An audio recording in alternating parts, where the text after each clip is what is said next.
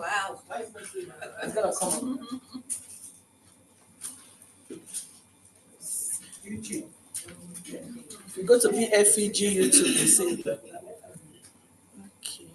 So, hello everyone. Hello, you're welcome. Let me squeeze this thing around a little bit so that you can see all the women in the house. You can see everyone in the house. Say wave. Happy International Women's Day. That's it.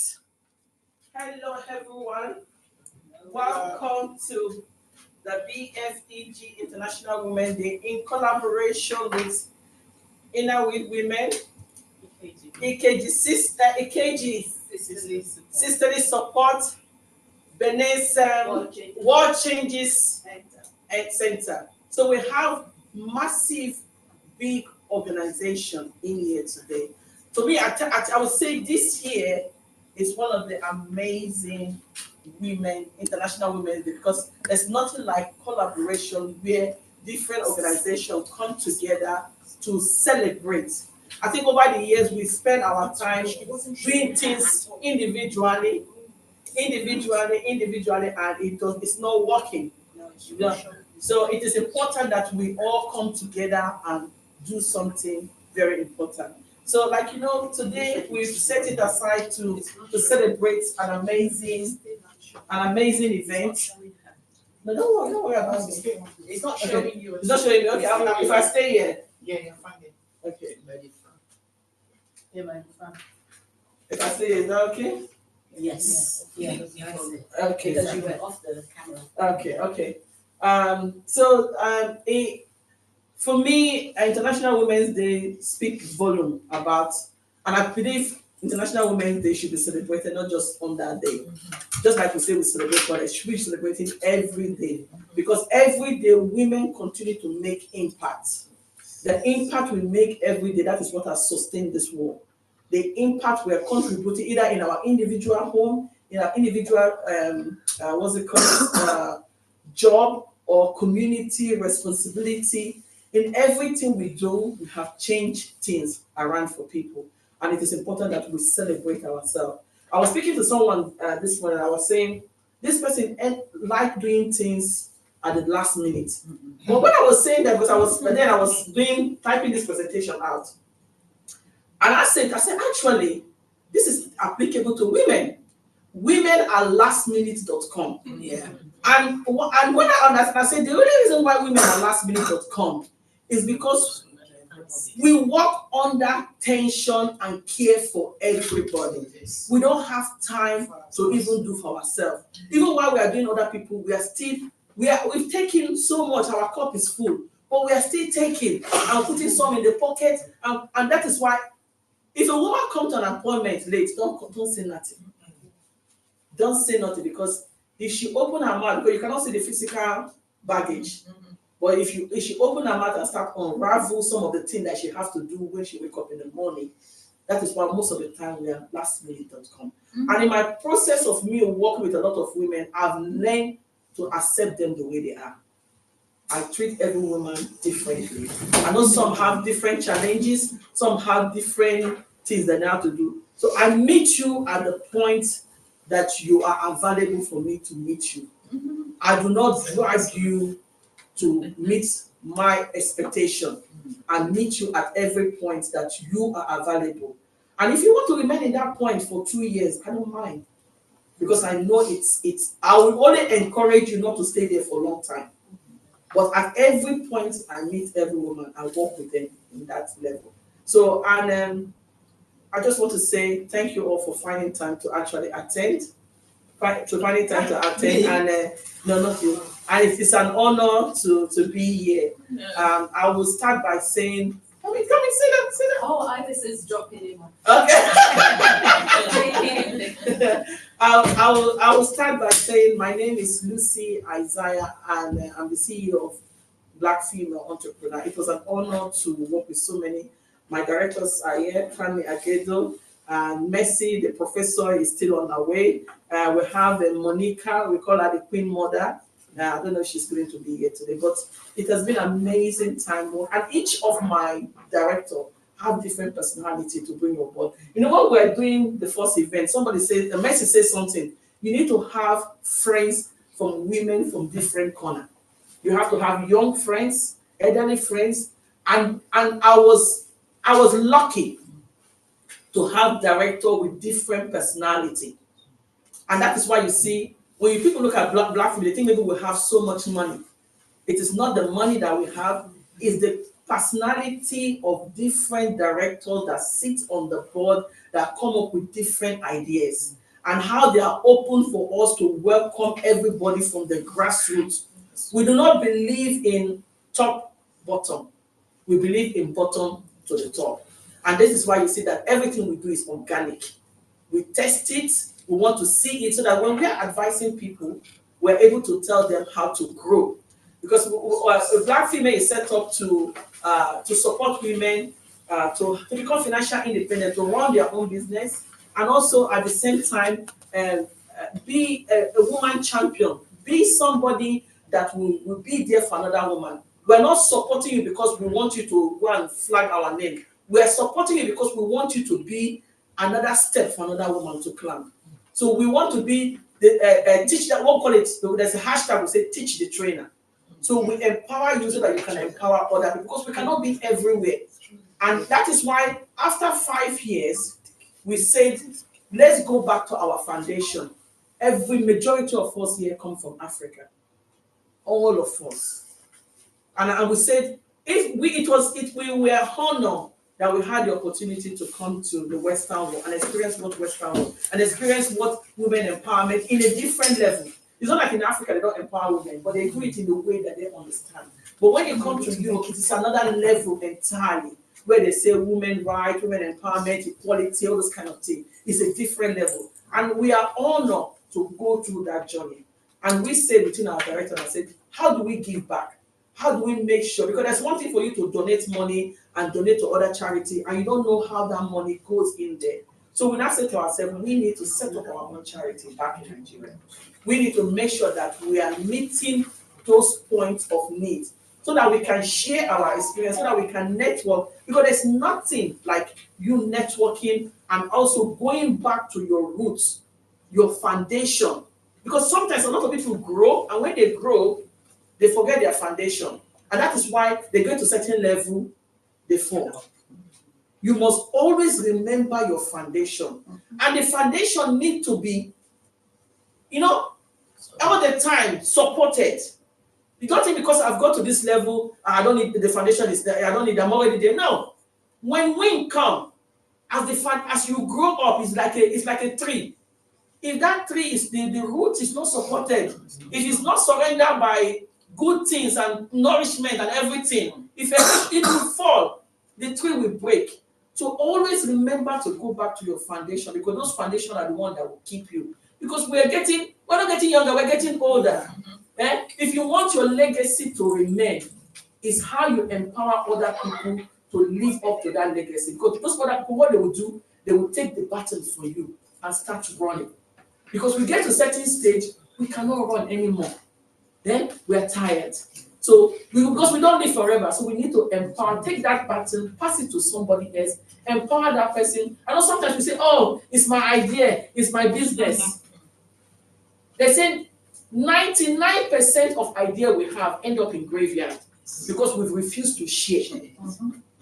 We've refused to share, we've refused to pass the baton, and that is why there's no legacy. We find that there's so much organization, but they don't meet to the next level of their expectation because they've not decided to share. So that is why at this stage of Black female, we are here to collaborate with different organizations. That's why you can see there's a lot of organization, powerful organization here, both the ones that have foundation in Africa and the one that have foundation here. So I'm just going to go straight to my PowerPoint disappear. I think I'm talking too much. Okay. So this is here today. I'm going to introduce you to empowerment, life entrepreneurs. So Life Entrepreneur is an organization that we set up by Black female celebrating international. So I don't know how to go to the next page. I hope I know how to do this thing. I think it's enter. It's okay, yeah.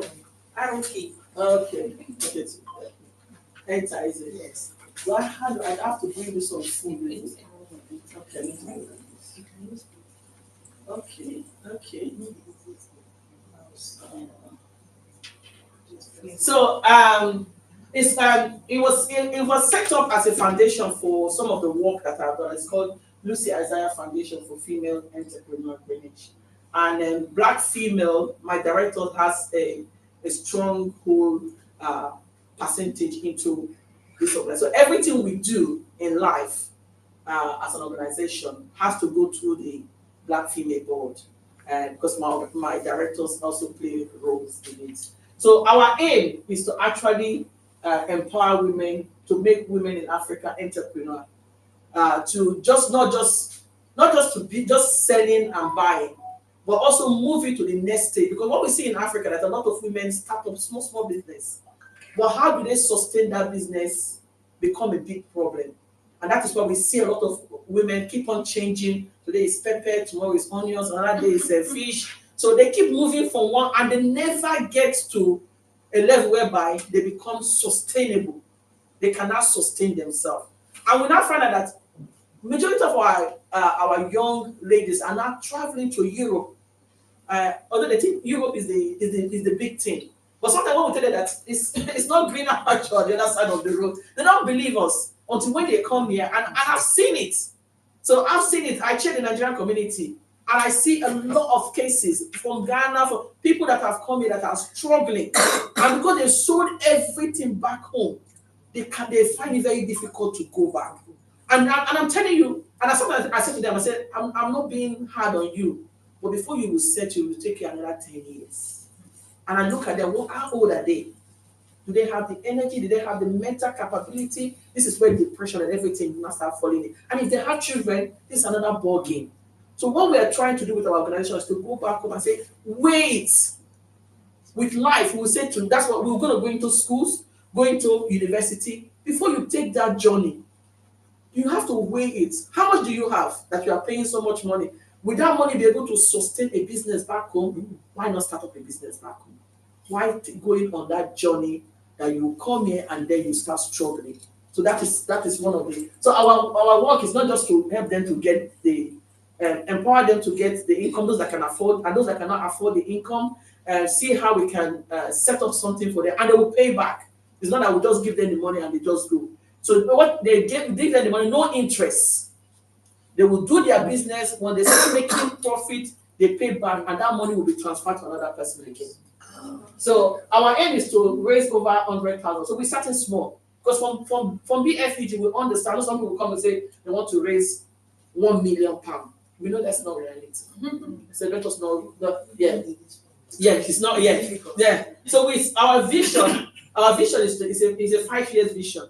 5-year vision to raise over £100,000 and to transform 1,000 lives, to help people through skill work, through business entrepreneur, through other way of actually building the economic training.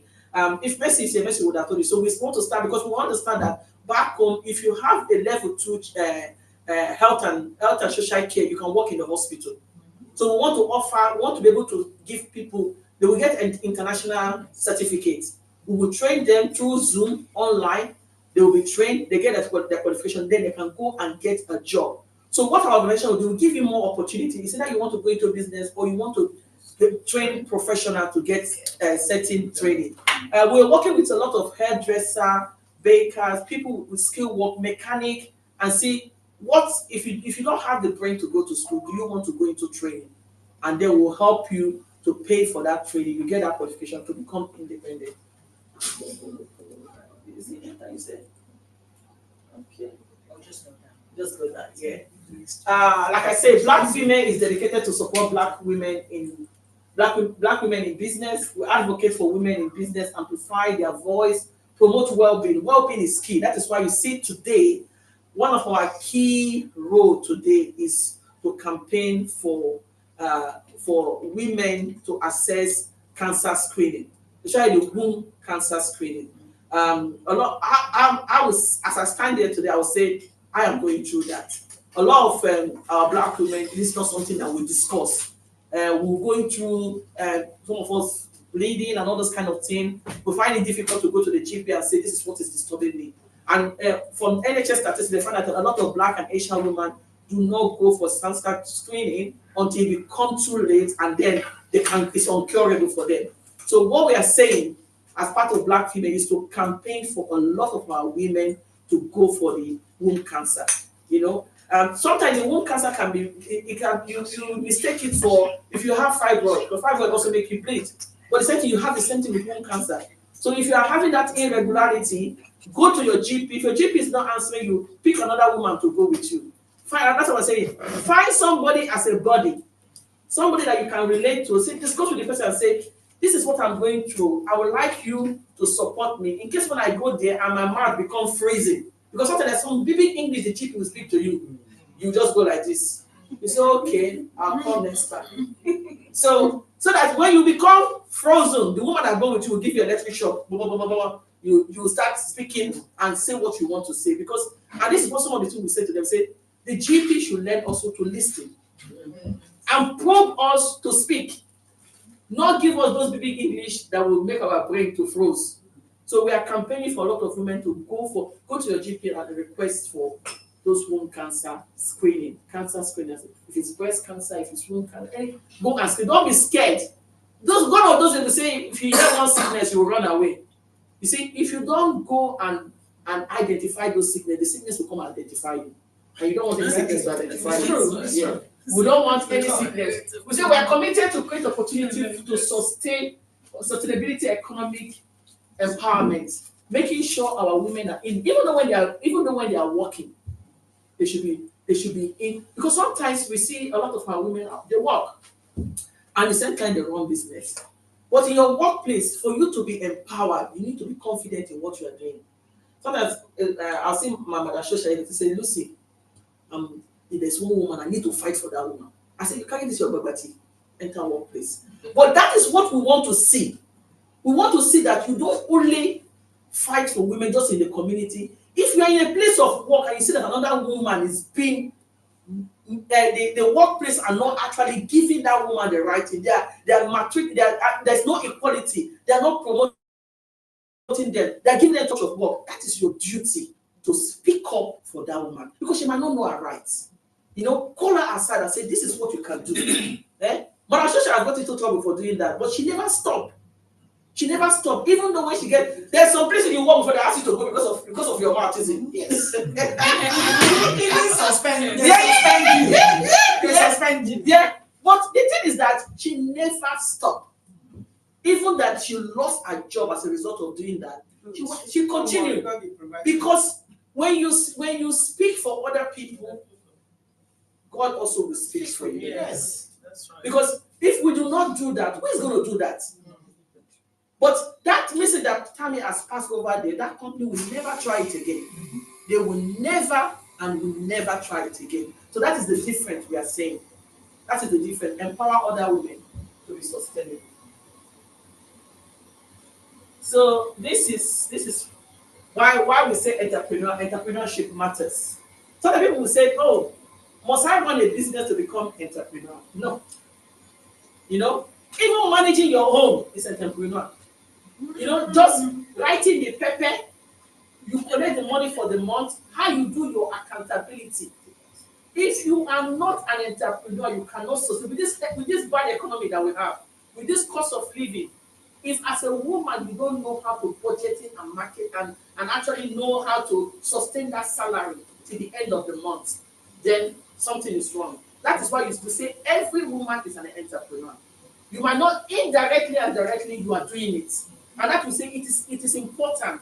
And we must train our girls, because a lot of our young girls now, they don't know how to manage money. We must train our girls, we must train other women. Yes, money management is key. As the world is changing, if you don't know how to manage money, you will suffer. You will go to hell. When the money comes, you shop. No, you don't shop like that. You have to sustain yourself. You have to calculate, budgeting. I'm not spending, and at the same time, you need to save again for the raining day. So it is important that entrepreneur skill, we must build it in ourselves, in our home, in our family, in our boys, in our guests, in our young people.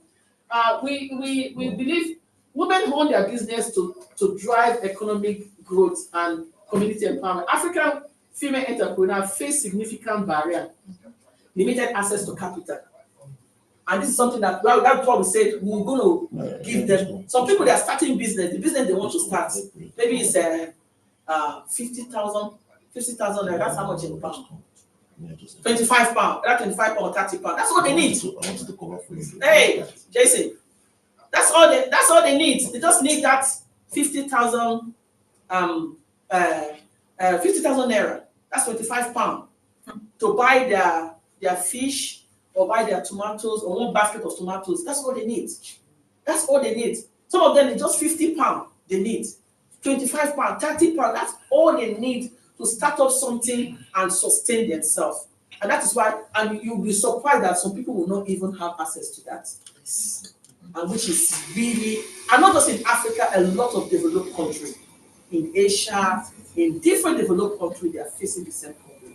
And lack of business training, this is what we're saying. A lot of our women, there's nothing like business training. They just do as they see. And this is why sometimes the business, they cannot sustain it. So when you have that 15, when you're able to start that capital, what training? Now, everybody's in digital. We have to teach our women to go to social media. I like to go on that TikTok. There's a lady. She does have she roasted this plantain and yam. Then she had this TikTok like this, pointing on the plantain. And she will say, 5 flour, 10 flour will give somebody 1 plantain. You see people paying. You know, is it brain? People, there are people, I should put our account number there. People are paying money for her to give a customer free. So this, when I look at it, I go there. Sometimes I will go there, I give her 50 flour. You know, I was impressed. So this is where the training comes. This is where the training comes. We need to learn to train our women. No, it's not about giving them that money to start up a business, but we need to train them. We need to make sure that we give them that powerful training. We give them how to use the social media, because we're all going digital. Whether you like it or not, the digital market is here to stay. If you're not on the platform, that's it. You'll be left behind. So we need that. We need to start giving them that powerful training, business plan, marketing, and how to use WhatsApp. Even though you don't have a Facebook, you can use WhatsApp. There's somebody that sent me WhatsApp of different fish they are selling, and I buy from them. Because me, when people send me those things, I like to buy from them. Even though I don't need it, because I want to encourage them. For you to even come up with that idea, this person was bombarding me with fish on the WhatsApp, and I said, you know what? I need to support this woman. You know, at the end of the day, I have to buy the fish from her and put it in my fridge. But I've cooked the fish now. At the end of the day, I have to find something to cook that fish with. But this is the idea. You need to use that easy way of networking. And WhatsApp is one of the biggest way of you to send things. You reach out to customer, you create that what they call announcements. Where if you send message, you go to about 200 people. You know, so these are the training we are looking at. Gender-based economic disparity. That this happened a lot. Even here we see it here, where women are not given equal opportunity like men. There are some certain business that say that business is not for women; it's a man business. But I am very proud to see a lot of women even going into some of this mechanic. They are going into some of those areas that they think is a men business. But we have it. It is more higher in African African country, where you see women are deprived from certain area. Women want to go for contract. They won't give you a chance. It's only the men that go for the contract job. They don't believe that we cannot deliver. So these are the things that part of our aim is to start having, when we go back home, go back to Africa, to start having conversation with those people in power. We're going to organize seminar. We invite people in authority to come, and then we start to give them, say, if we don't have all these women on board, our country cannot be better. They say confident mother give birth to confident children. If you don't make our women to be confident in what they do, then we're going to have problems with the society. Investing in women, in an investment in family, community, and future generation. See, when you invest in women, you invest in various areas of life. You say if look at how if you have a powerful woman in anywhere, even in a religious setting, in a family, you can see there is a changes because she does not just think for herself, no, she think for the whole person. A woman is like a chicken, you know the mother chicken. They say she's there. You will see even a chicken, you want to hash the egg of a dog. You know, I mean, you guys don't say that thing. Yes. A chicken hashing the egg of a dog. Yeah, so they don't bother about who is in need. They make sure that everybody. So that is why we need to campaign seriously. That as our generation is going, we must pass the baton back to the young generation, and they continue to pass the baton. And we should not stop saying. Sometimes you go to a place, you see there's a lot of men. You don't want to say that word. Don't be scared. Even though that is the only word you will say in that place, say it. Have a hashtag, something, a 1 minute sentence, and say, this thing you are doing there, where does the women come in? Just ask that question. How does this project you are doing going to empower women? How is this project going to empower? Even though you don't have anything to say, just raise that question. This your idea that you are putting on the place. How is it going to empower women? How is it going to empower girls? Just ask that question. Don't leave after this meeting and you go for anywhere, either church or faith group or mosque or any gathering. If you don't have anything to ask, raise up your hand and say, what I want to say is that this thing that you are all doing here, how does it empower women? How does it empower a girl child? If we all continue to do that, there's going to be change in society.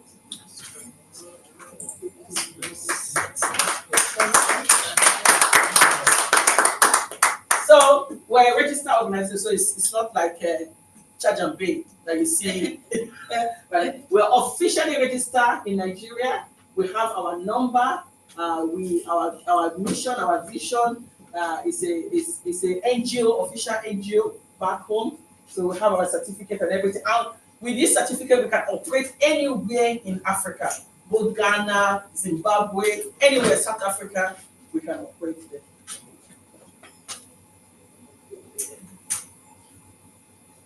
So this is one of the people that we've helped.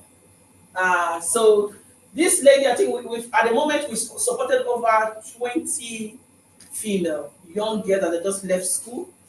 This lady, she's learning how to make hats. So when we first met, when we first of all opened our office in Benin, she came in there. She was the one. She kind of helped us to sweep.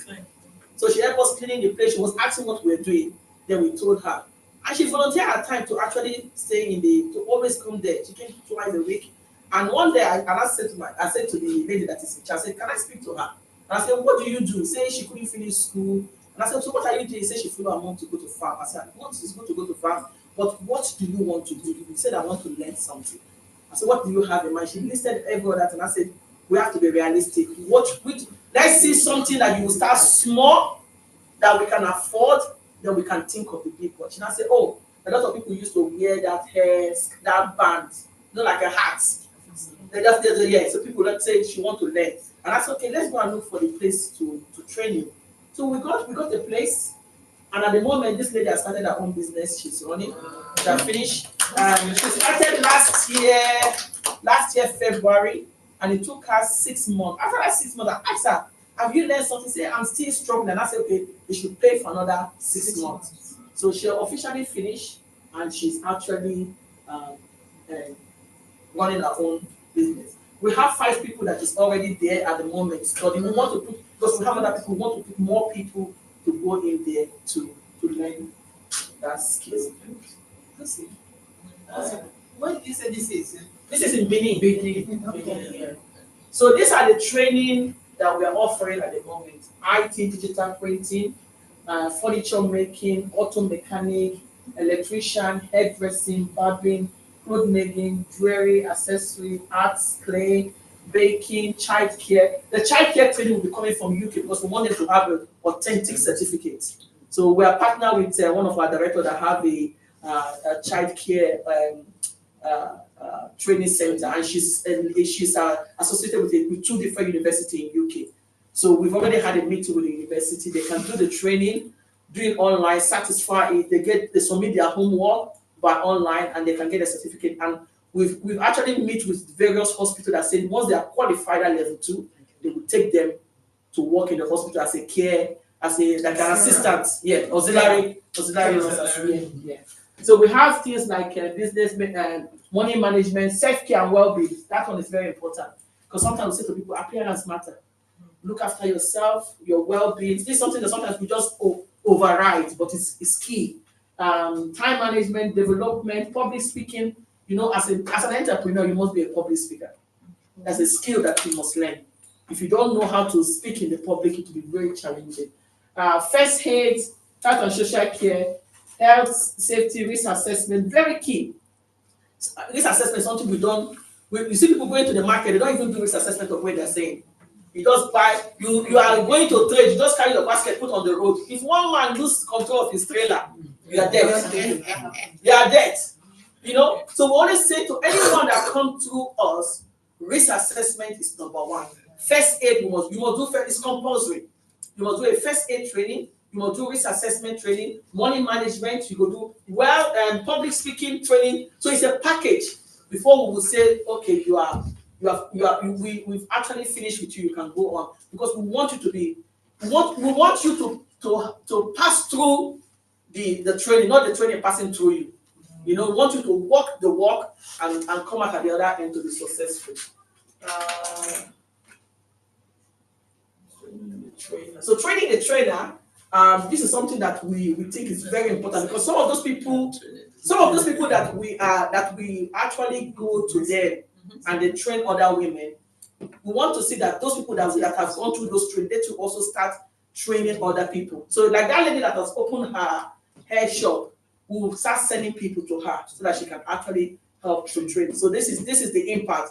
Let us say you successfully train a woman and empower her, she will train 1,000. Sorry, Lucy, yes. Is that part of the SLA? So yes. When you it's part of it. Yeah. So when we train you, one of the vision is that you're gonna you're gonna open. So even though you start off as fish business, if somebody else wants to start a fish business, you're going to mentor that person and teach them. Tell them where you are buying, tell them where you are, how you start. So that is part of the training. Yeah. You must help somebody else. Lucy, yeah. Do they sign a contract for that? Yes. So once you enter, then we have a form. You fill in the form, you sign the form, and at the bottom it tells you that this is what is required for you. You must complete the training. You must complete the training and you must also show commitment. And then you get somebody to do a guarantee for you. Yes, we always ask you to beg somebody, anyone in your, we're not asking that person to come out, but just somebody will vow for you that you will complete this training and give, because if not, a lot of people come without no commitment. We need to see pure commitment. And over the years, this is what we've actually done. That was last year. So we've initiated food during the Christmas time, and because now there's a lot of high cost of living in Nigeria, we've initiated food pack to low-income family where we take it to their home. And because where our organization is set up is in a barrack. So in a barrack, it's like an army barrack where you see people from a very deprived community. So we've actually had a meeting with the commandant in there, and we set up this food something where people can come and register, and then we give them like a food pack. Christmas time is like this. Right now we're preparing for Easter. During Easter time, what we need is not much. Like when you say 3,000 is how much? 3 or 4,000, 5,000. That's how much in pound. 10 pounds. So 10 pounds. So it's less than 10 pounds. Yeah. 3 pounds. Yeah. So maybe between 5 to 10 pounds, we make like a small food pack and give some to a family that can cook for themselves. So some people struggle a lot. And what we do, we don't buy from the market. We go to like sometimes we go to Kaduna. We buy from the farmers so that it's cheaper. And you buy in bulk. Or buy in bulk. Like we just bought some onions, corn, pepper, and some other things, and potato. We buy them in bulk, and we bought it from the north. We bought from the south. We also go to the village market. Then we buy some item there, and then we bring it and share. So it's cheaper for us to sustain. Yeah. We make a book donation to schools. A lot of government schools they don't have books. Some of the children they don't have no single even reading book. There's no reading books. So we got some. We do like a hand pack exercise hand pack, and it have a reading book there. I will make sure that it's an African author, something that will impact their life. I will say we like an exercise pencil case, all those will make in the bag, and we work with about four or five different schools. It was challenging to find out that even in private school, children they are struggling. Yes. These are schools that people pay their children's school fees, but the students there are struggling. So we are now working alongside with some private school to see how we can help those children to get like books. Sometimes we're looking into like if they come to school, a small lunch like either biscuit or snack. We're looking some of those women, those people that we are teaching, that they are doing baking. We're going to start commissioning them to bake and supply those schools for free. So it is a random package. We have a radio show. You know, Black Female have a radio show at the moment. And what we did with that radio show was to get an operation in Nigeria. So we have young people. So this is part of our young people project. And that radio show also we use it to advertise people business. We do competition for young people to do like music or those kind of things to just empower them and get them. And sometimes we say they take over the radio show and run it and just to empower them. I'm gonna go here. So this is another lady that we've helped. A flexible payment plan. So if you want to donate, so this lady will help her she did hairdressing and now she's actually have her own. In fact, what we have 2 offices in this venue. So we're not using the other office. And I said to them that they should the other office, because we've already paid for 3 years. when this lady finished with her hairdressing, she didn't have any place to go. So I actually asked them they should use it for her. So that's the place she is now. She went to learn how to fix it, how to make hair, and then we bought somebody actually donated money. We bought a generator because sometimes there's no light. So she's using our building for free, and then we turned it into salon. And now she's also training other people to actually learn how to do it. We sent small donation of £20 for 5 months. We start up an entrepreneur. So that is with £100, you can actually help somebody to start up their own business. So we are appealing to you know some of you are people that can support. We're going to share the contact detail. So if you want to actually support somebody, and whoever you support, we will send their pictures to you. We will tell you the progress of what they are doing, where they are, and what they've done so far. You'll be able to have network. And the day you're ready to go to Nigeria with us, join us on the trip. We say set up a monthly plan. Your support will go a long way to actually help our girls. So this is another skill training that we're doing. So there's another lady that actually, this is math and wool. That's another training we do. So some of these things we're even asking them, because what we want to do is that how do we support this business? If they make those items, they can send them over here and then we can help them to sell them. So this is like a math. I was so shocked to see how they did, because one day I was on a Zoom to watch them doing this. See, it's a very simple. And when we calculate everything, how much does it cost for the person to even buy the wool and start designing something like this? The lady that did this one, she started is not even up to 2 months, and she was able to produce this. The thing I like about this work is the commitment of the people that are into it. You can tell that they are hungry to make a living for themselves, to learn something. And sometimes you have this government that cannot see the willingness of people wanting to strive.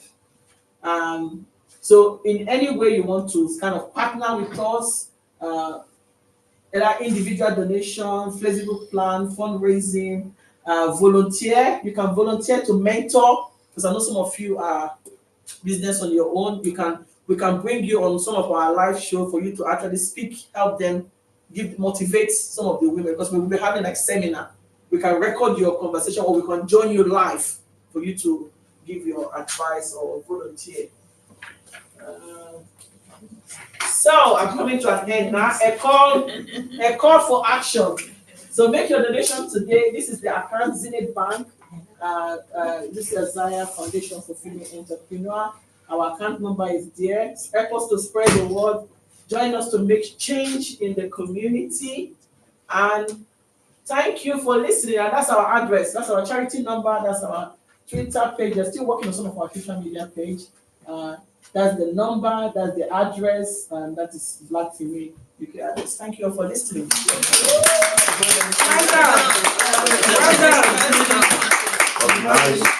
Nice one. If you have any question to ask me before I will ask before we call the next speaker, we're going to go for lunch. Oh, I've got a question. Yeah, go on. So obviously you're not going to be able to raise like funding Yeah. here, so Yeah. it's all going to be done by Yeah. events. Yeah. What sort of stuff do you want to do? Because I'm happy to join in and offer a venue. Yeah, so like event now we'll be running. So we're planning to run like dinner. We have a organized dinner, seminar. Those seminars will be where we invite other individuals because we want to continue to show progress of what we do. So free venue. Yeah, and as well, we've got 4 shelves, especially for charities like this in our shop, made in Greenwich, and you can have a free store at Royal Arsenal Farmers Market. Oh!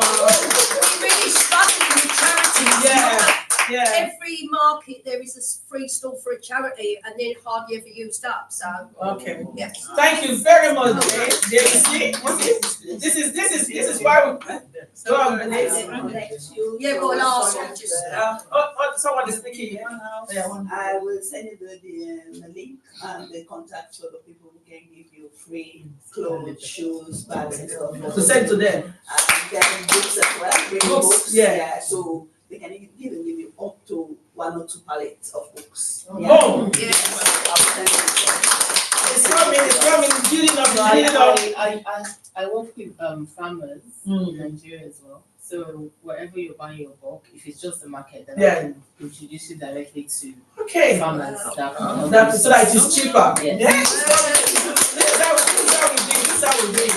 And just if you have any other question. Well, they're all necessary. Yeah. I've not really made up my mind on what to donate, but if you need anything about health, teaching anything about health, I'm actually a theater nurse by profession. So if you need anything about health, let me know. Oh, thank you. I will try.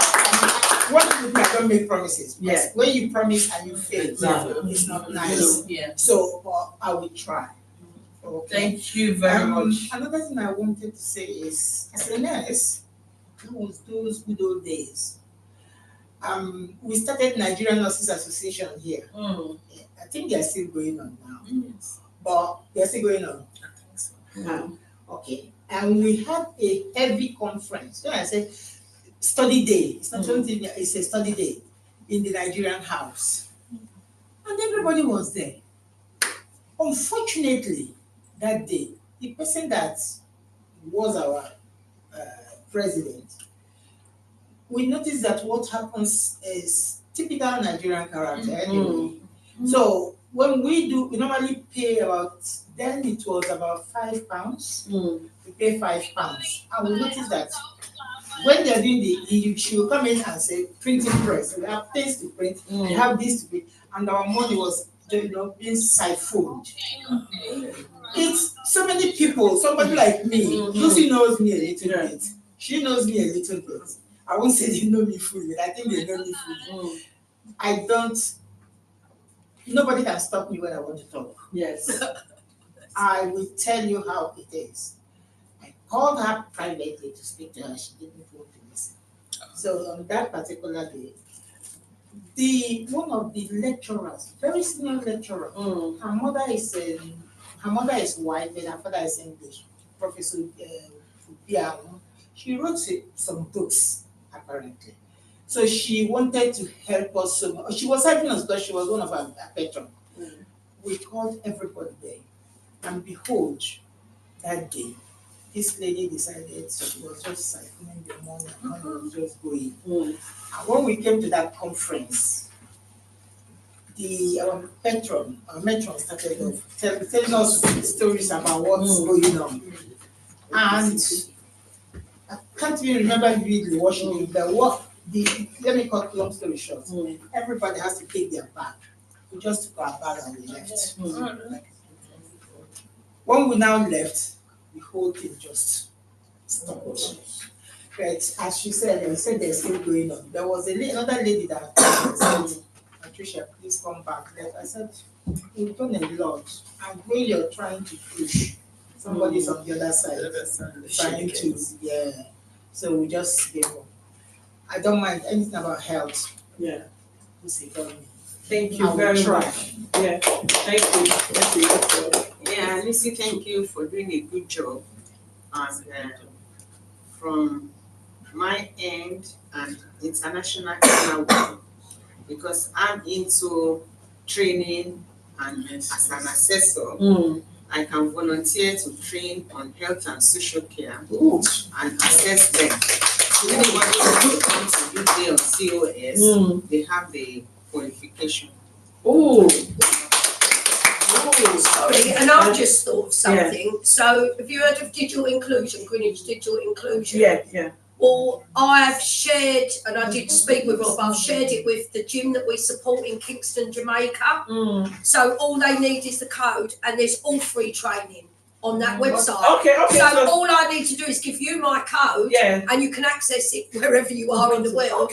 Or Excel, Word, and Greenwich were fine with that. So that's good. Thank you very much. Thank you. So I am really impressed to see everyone contributing. But before I step down, I'd like to acknowledge the councillor in the house, Councillor Raj. Thank you. I am glad to see, because I remember you interviewed me. Was it how many years ago for International Women? It was 3 years back. 3 years back. On the same day. Yeah. So I was working for a Sky channel, and for my YouTube as well, and I had a special interview. And after that interview, my little daughter says, "Who is that Linus?" And that Linus was none other than Lucy Taylor. You know what? We are over here for the women empowerment. But let me tell you how people actually within the community, they inspire to each other. Yes. My sister not only inspired down over here to all of us over here, but she inspired all the men around over there within the community, within the BEM community, to show them the direction all around. So we are like a family down over here. We know each other from a long time. All familiar faces around over here. So this is what the passion is. This is what the commitment is. And this is how, Lucy and the organization doing a remarkable job. And you know what? As it is said, that behind every successful man, there is a woman. Yes. Yeah. And behind every successful woman, There's there is a man. Never underestimate the power of men. Thank you. Love you all. Thank you, guys. Thank you all for listening. I'm without waiting our time. We know this is time for chopping. So our chef is ready. You're just going to take one by one.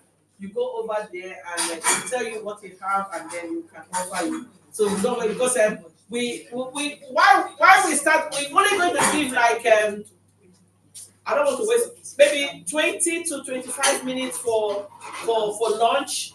Then we have the speaker from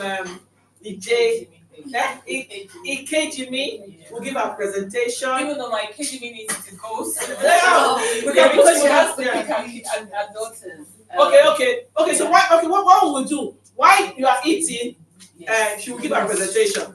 So that we don't waste, so that people are able to get some feedback. Because we have another thing on health and safety. The health and safety here. And again, the two other organizations that is here, we're going to give them an opportunity for them to speak. The Inner Wing president is here, and also World Changes Center founder is here. So we're going to also give them opportunity to speak. So while we're waiting, you will go on with lunch. I'm just going to put light music. So food is ready. Pick your food on time. Sit on your table. And as soon as everyone is seated, we'll ask EKGME to give her presentation, and then we'll get on. Thank you all for listening.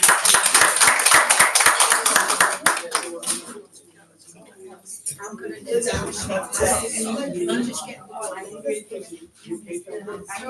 I am, how are you? I've got a bit of a tickly cough and I keep coughing, I feel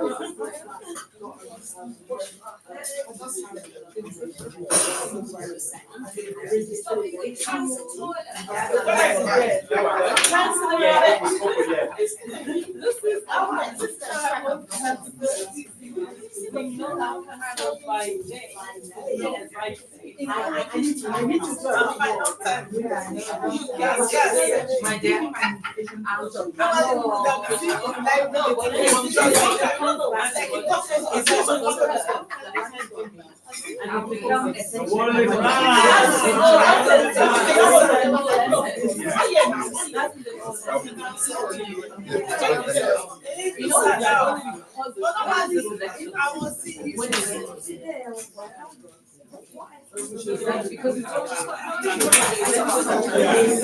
save me getting in and out. No, I could see. No, I could see.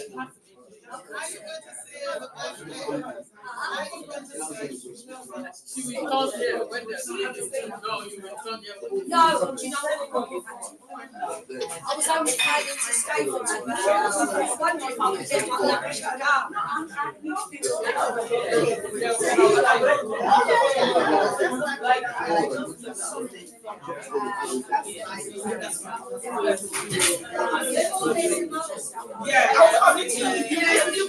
My own presentation. You did very well, okay?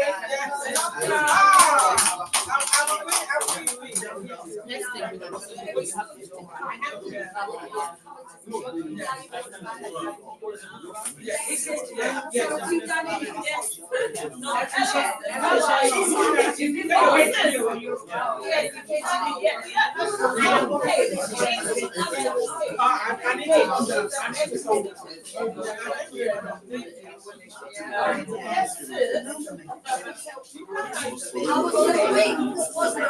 Wings and rice.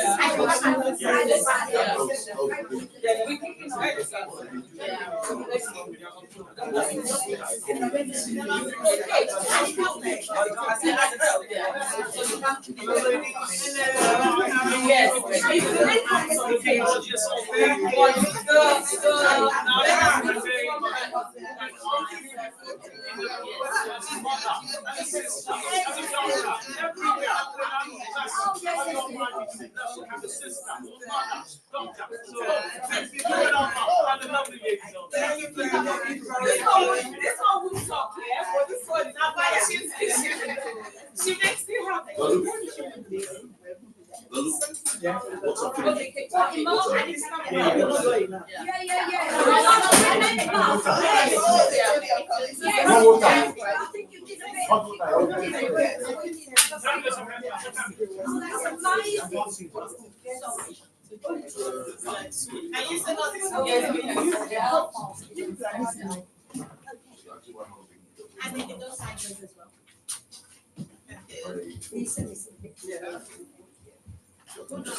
Hold on, there's more people coming.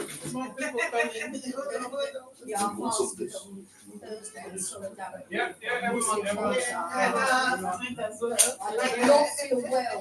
I didn't feel well. You can say it, you can say it.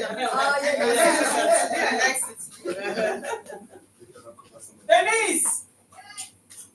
You're missing. Yes, come on. We need you as well. Maybe powerhouse. Yeah. Okay. Jason, Jeff. This is the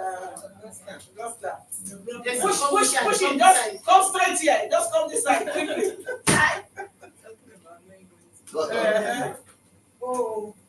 Are they catching you there? Yeah. Okay.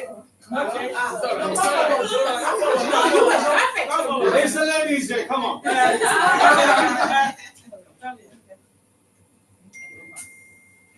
Are they blocking you? You go this side. Extend. I've got a solution and no one is going to be blocked. Okay. There we go. That's it. Get him. No,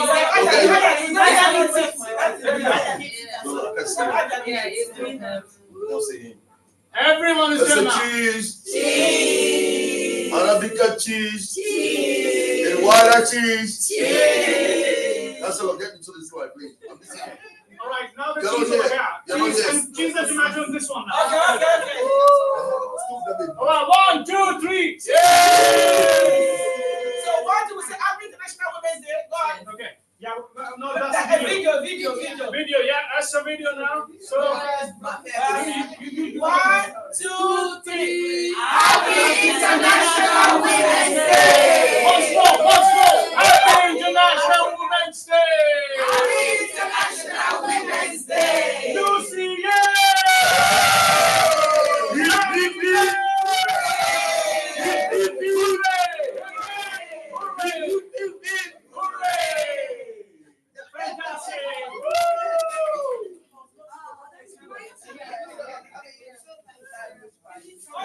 Please come here.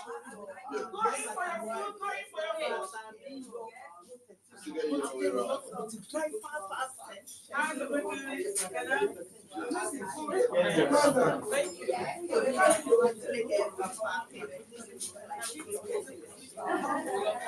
We'll take your one.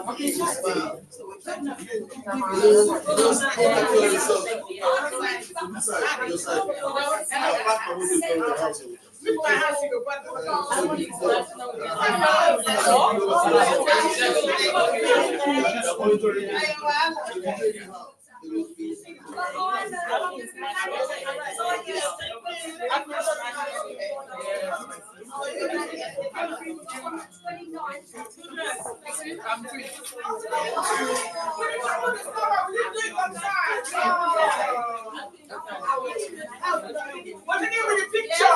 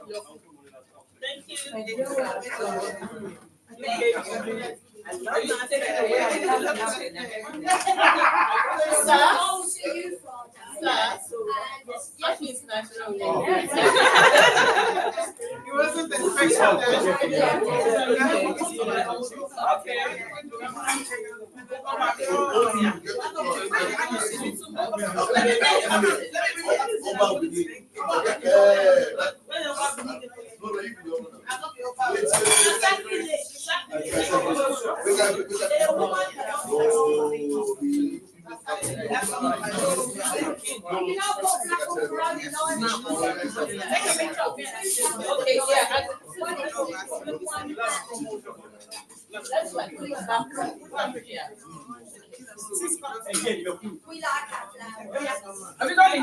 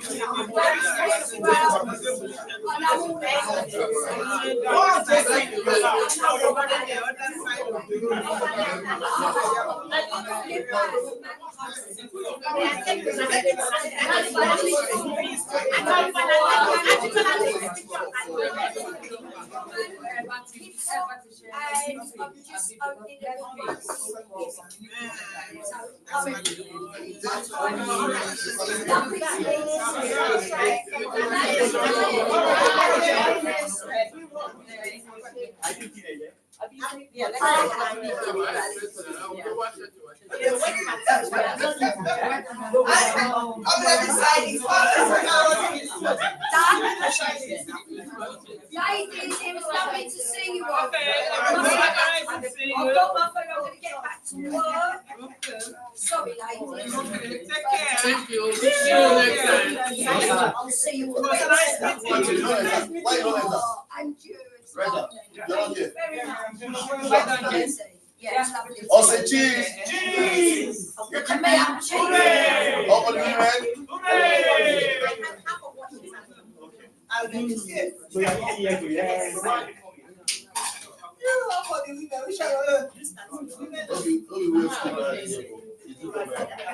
Thank you, everyone, because my PT has to go. But it's so essential to talk about her. So really nice to meet you. How much? And this one is 20, that one is 20. One now for So the I'll give this one to you for 50. one else. The autism one. And yes, This one is. It's all Where is that? What's the other presentation? Oh, yes. Go on. Guys, one house. Come over here, have your meal, and then we can have one house. This one. So we're gonna have presentation. I'm supposed to give pleasure this. Yeah. You said I can donate it to you. Oh. Thank you. So happy International Women's Day. there's no problem if you want to read. Yes. So we're gonna start, we're starting the next presentation.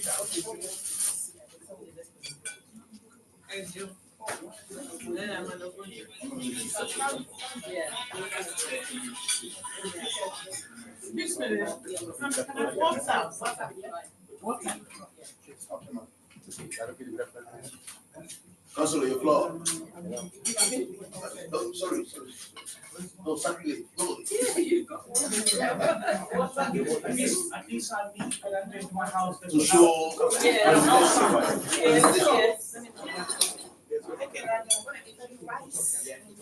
Sorry. So happy International Women's Day. I don't like talking to myself, so please you have to reply me. If not, I will just keep speaking to you. Happy International Women's Day. Happy International Women's Day. And yes, well, we are grateful that we are seeing today and being part of what is happening today.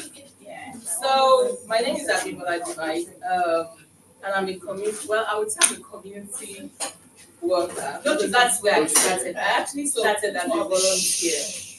I started out as a lazy volunteer actually.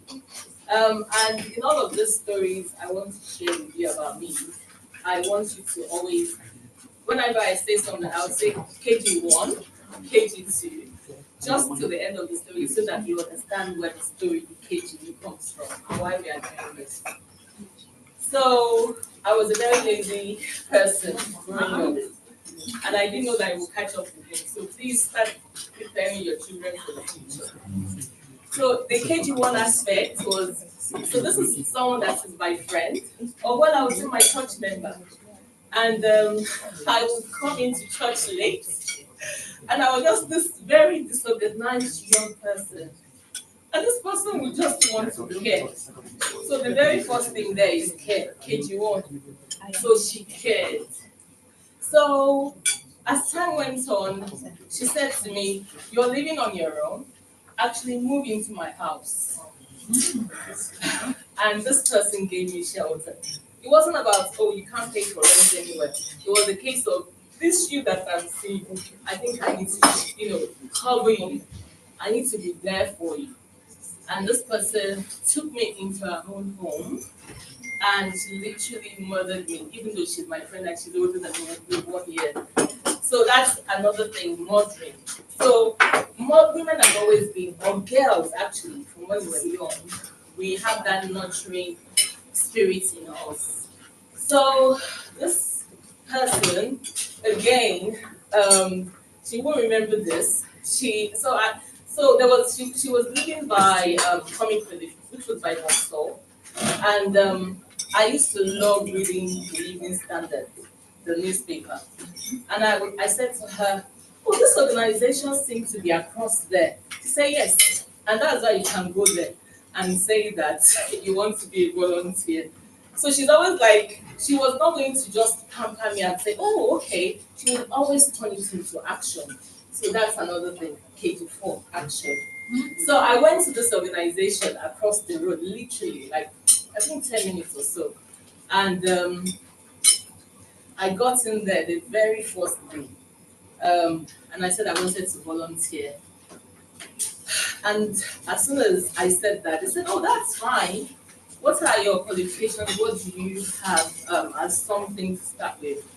And I showed them my credentials. And guess what? They said, "Oh, an executive assistant role is going. Would you like that role?" the very first day, executive assistant. Please, do you understand from a raggedy, no direction person, and that was how I met with Destiny. So I got into that role as an executive assistant, but that was what opened me up to community work, because as you know, Comic Relief raises money to build and share to deprived communities, both locally and globally. And I'm talking about many years ago now, so don't calculate our age, but this is over 20 years. And that was it. I wasn't planning to get work, but that was it. And I just started learning on the field and everything like that. So down the line, I then got maybe 4 or 5 opportunities of a master's program, paid.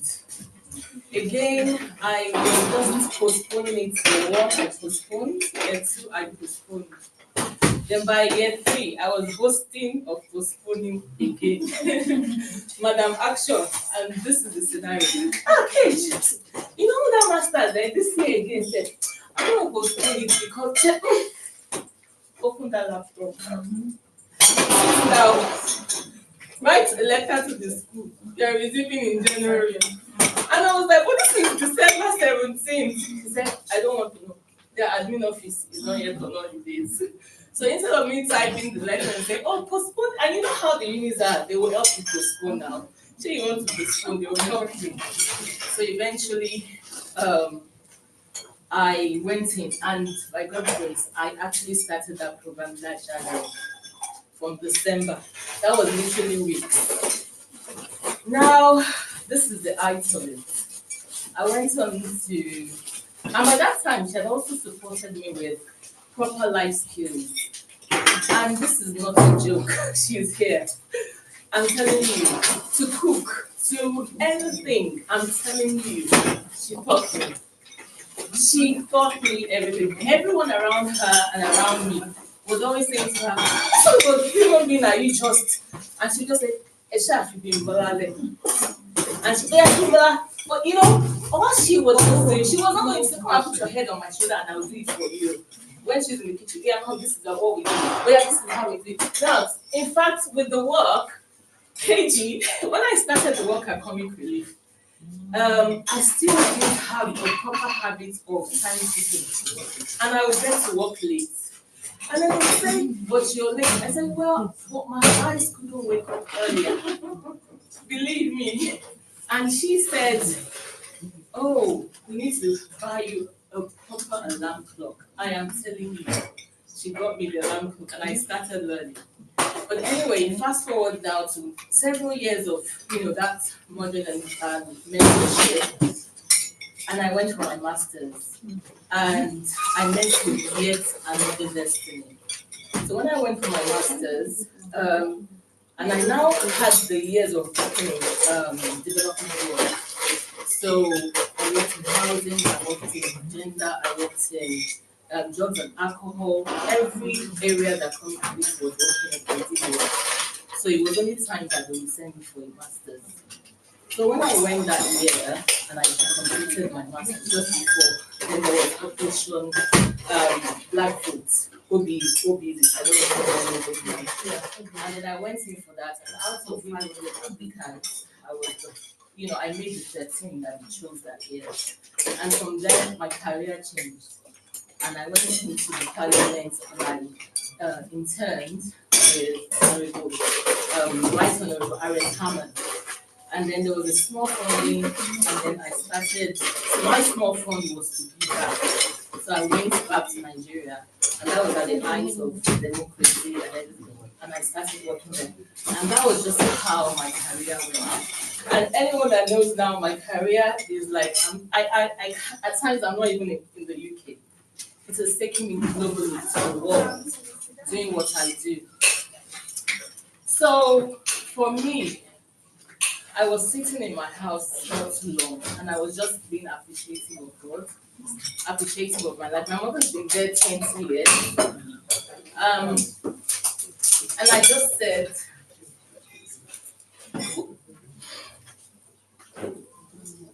It's all right, my darling. You're not alone. Who is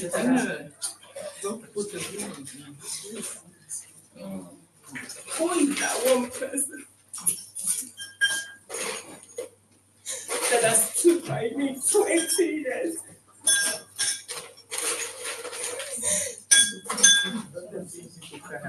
And the beauty of it was this, as women of faith that we are, when my mom was passing away, she was poor. And on her deathbed, she was so in pain. And I said to God, I said, if this woman is going to pass away, let her go. Because she's in pain. But promise me that she'll give me mothers. I didn't know I had a mother right beside me. Because she was even already my friend then. And that was it. And as God's not been faithful, my mom's dream and everything about me, she was just looking at me, but she said, you will make it. You've been a child that I never had to cry over. But I know you will make it. And then she just passed away in my arms like that. And it's going to be 20 years, 30th of March this year. So this beginning of this year, I was just sitting there and just looking at my mother. She's helped me, you know, she continues to be there, and she would take you to buy your own property. You know, she's just a mother, but she's a friend as well. She would take me on holidays. And I'd be like, you've been working so hard. Before I know you pack your bags, though. Yeah, you know, it's like that. And she has a key to my house. I will come back from my work travels, and I'll have food in my fridge. And I think I do my own too in my own small way, but I can never measure it. Now, for me, what I saw in this trajectory was that practical support. It wasn't about the pity party. Sorry, your mom has died and everything. And I think if not for that, I would, you know, permit me the word. If not for that, ejaculation, like push, get on with it. Destiny was already all around me, but it was in the hands of someone to help me see it before I see it. So it was only proper that we start engaging as truly that practical support. When Sister Lisa was talking earlier, she talked about the young people back home and really helping them to get started. You never just know whose destiny is in your hands with whatever you're helping with. It doesn't mean that it's always money. It is the comfort. It is the going along with to an hospital appointment, helping with an application, giving them opportunities. There was even a time in our workplace, they had a vacancy going. And she said, do you want to try this? It's something else. And that was transcribing. And I didn't have the skills of transcribing, but I went for that opportunity of transcribing. And the larger part of my work now is transcribing. You know, so at times, let's not take for granted whatever we're doing around people and in ourselves as well. Let's just know that it's not until God comes down. People's destiny probably will be in your hands too. And again, it is about that feeling supported and being able to support another person, but also being able to open up about what you're going through. There is no shame in asking for help. There is no shame in asking for support. Because what, in truth, as women, we do have that natural intuition and natural instinct. And I'm sure that our instinct told us 20 years ago, this is a child of destiny, and she's going to be in my hands, and she's going to be in your hands. And I could not be standing here today without those practical It's too sweet for me. It's too sweet. So that's why we started this. What do you want? What do you want us to do? Years Tips of or it was being able to be confident in myself, being able to understand that I have a destiny, a purpose, and going for it. It's about taking action.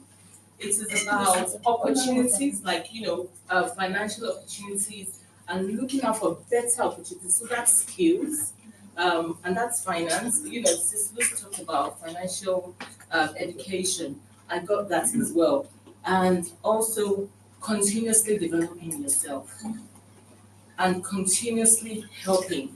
She knows that I cannot know. What did I do this morning? My voluntary work every Saturday. I still had to quickly go. It's so ingrained in me. I say I'm a global volunteer because I cannot not give back now.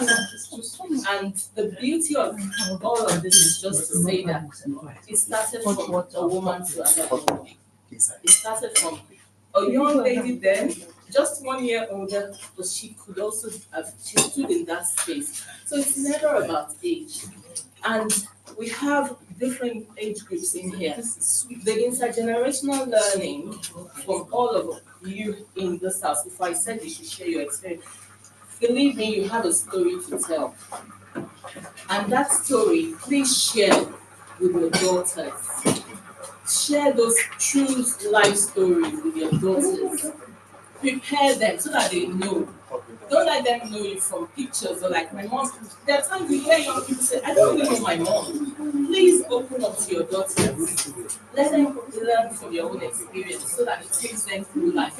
You're actually building their strength. And then even as friends as well, one of the other things that I would say about Kechi is the fact that there were times I was traveling a lot for work. So maybe my account here, I couldn't just do money transfers or something. Or they were not paying me some of these projects. And I would call her and say, Kate, I need and she would not even let me finish say how much. So on her account, on a bank statement, you find me represented on there as what? As requested. As requested. And this has been for years. And for me, I also think that's one of the things as women. The world has failed us so much that every year we continue to say International Women's Day, Happy International Women's Day, but they haven't changed the matrix of how the world will be at parity with us. If the world is going to be at parity with men, it's going to take us another 133 years. Just for it to look like we are at par with mankind of 133 years. In the last COVID funding, despite what Sister Lucy said in terms of women being the frontline phase of COVID, in the UK, from the COVID funding, women only got 1%. So this brings me back to what I want to say, that it is going to be our own wealth as women. We are not going to have to wait for anybody. It is going to be from our own wealth. And this is it. We all have those monies somewhere. Until we bring that together as a social enterprise and start building, I don't think the solution is out there. And then the last thing I'll leave you with, because this is what my work now entails, is future thinking. So the idea of future thinking is scenarios. There is no more job security. There is no more job security. And there is no more stable jobs. It keeps changing. So we must teach our children now and even ourselves about being able to adapt. And one of the things about future thinking is, it is not saying, oh, just be adaptable. It is saying, think out of one scenario, one situation, 100 scenarios, so that at the end of every of those scenarios, you can find yourself safe. So let's use us in this room. So if we couldn't use this place, which other 5 ways could we have had this program? Anyone? If we couldn't use this room right now, which it could be in someone's house, yeah? Could be in a designated area, which might be open. Yeah, I want you to mention that critically. Fantastic. We could use the park, yeah? The library, yeah? We could even be live streaming. And everyone, wherever we are, we will join in. So it is no longer about borders. Then Sister Lucy was talking about raising funds and everything. I put some things down for you, sis. This day and age, your marketplace is global. There is no skill, no anything you have of passion that someone out there doesn't want to learn. How many people are on TikTok, social media, Instagram and stuff? Who are those on that? It is beyond entertainment. It is the next digital business platform. One-on-one customering and one-on-one moolah. Yeah? No matter, since I know you teach Yoruba in the community, can you imagine being on there and you start your own business of teaching Yoruba on TikTok? How many other diaspora needs everywhere else that they don't even have access? That's your customer base. So it is not only going to university now. It's about what other ideas, what other passion are you seeing your kids coming up with? Don't say, don't use this, it is so useful. There's someone on TikTok, and the only thing she does is breath work for anyone with anxiety. Anyone with, she will just sit there and she will do 600, 1,000 followers globally, and they will give her things. So this day and age, please, it is not about racking up the debts and continuously getting loans. You can do side business. You can do this. Use the social media. I'm willing to teach how you can actually use it as digital and innovation. Anything you know how to do. You know how to create growth. You know how to plan. You know how to dance. Who knows Auntie London on social media? This is you know her. That lady just does what? A camera and London buses. She got what? An endorsement from the Mayor of London. Brands are now using her as the face of London. Just because everywhere she goes, she doesn't say a word. It's just her phone and the London buses. And that is how she made destiny too, even though she.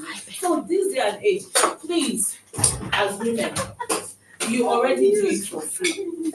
You are the ones that are nurses. You are the ones in the space of teaching. You are the ones that are the emotional coach and support for the community.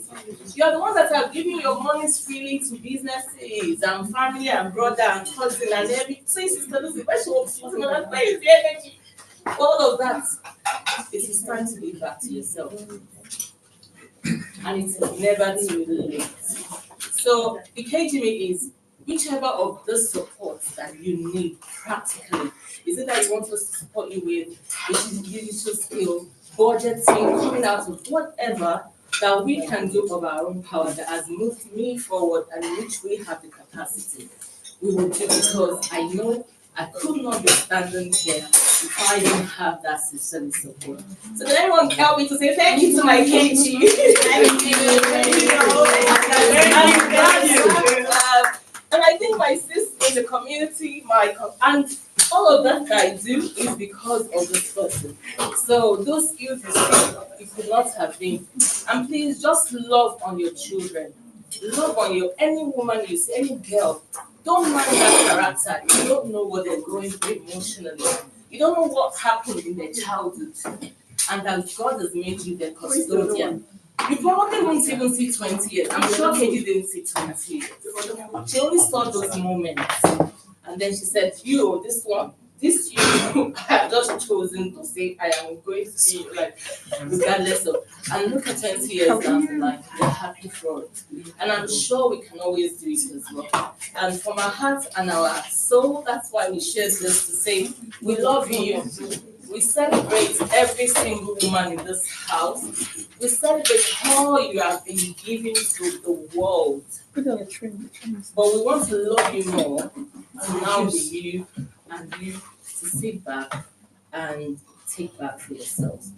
Thank you very much.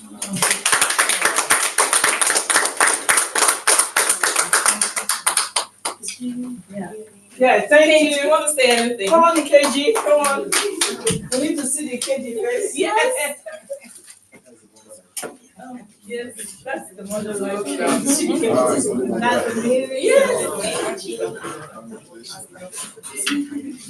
Thank you so very much, everyone. I struggled to find the person that she was talking about because it was obviously not little me, you know. But it is a pleasure to stand here with Abimbola. The Abimbola that I stand with today is a world apart from the Abimbola that I met. She actually inspires me on a daily basis now. But I'll tell you the little thing that came to mind when I was talking was basically I had to drag myself up. I was 16 years old due to various circumstances, and I had to learn a lot of life skills. I heard someone say to me, everything that you're going through is not just for you. You have you've gone through the struggles, but make somebody else's part that little bit easier, you know.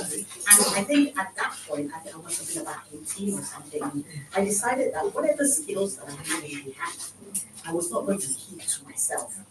I was always going to share. And share with like my sisters.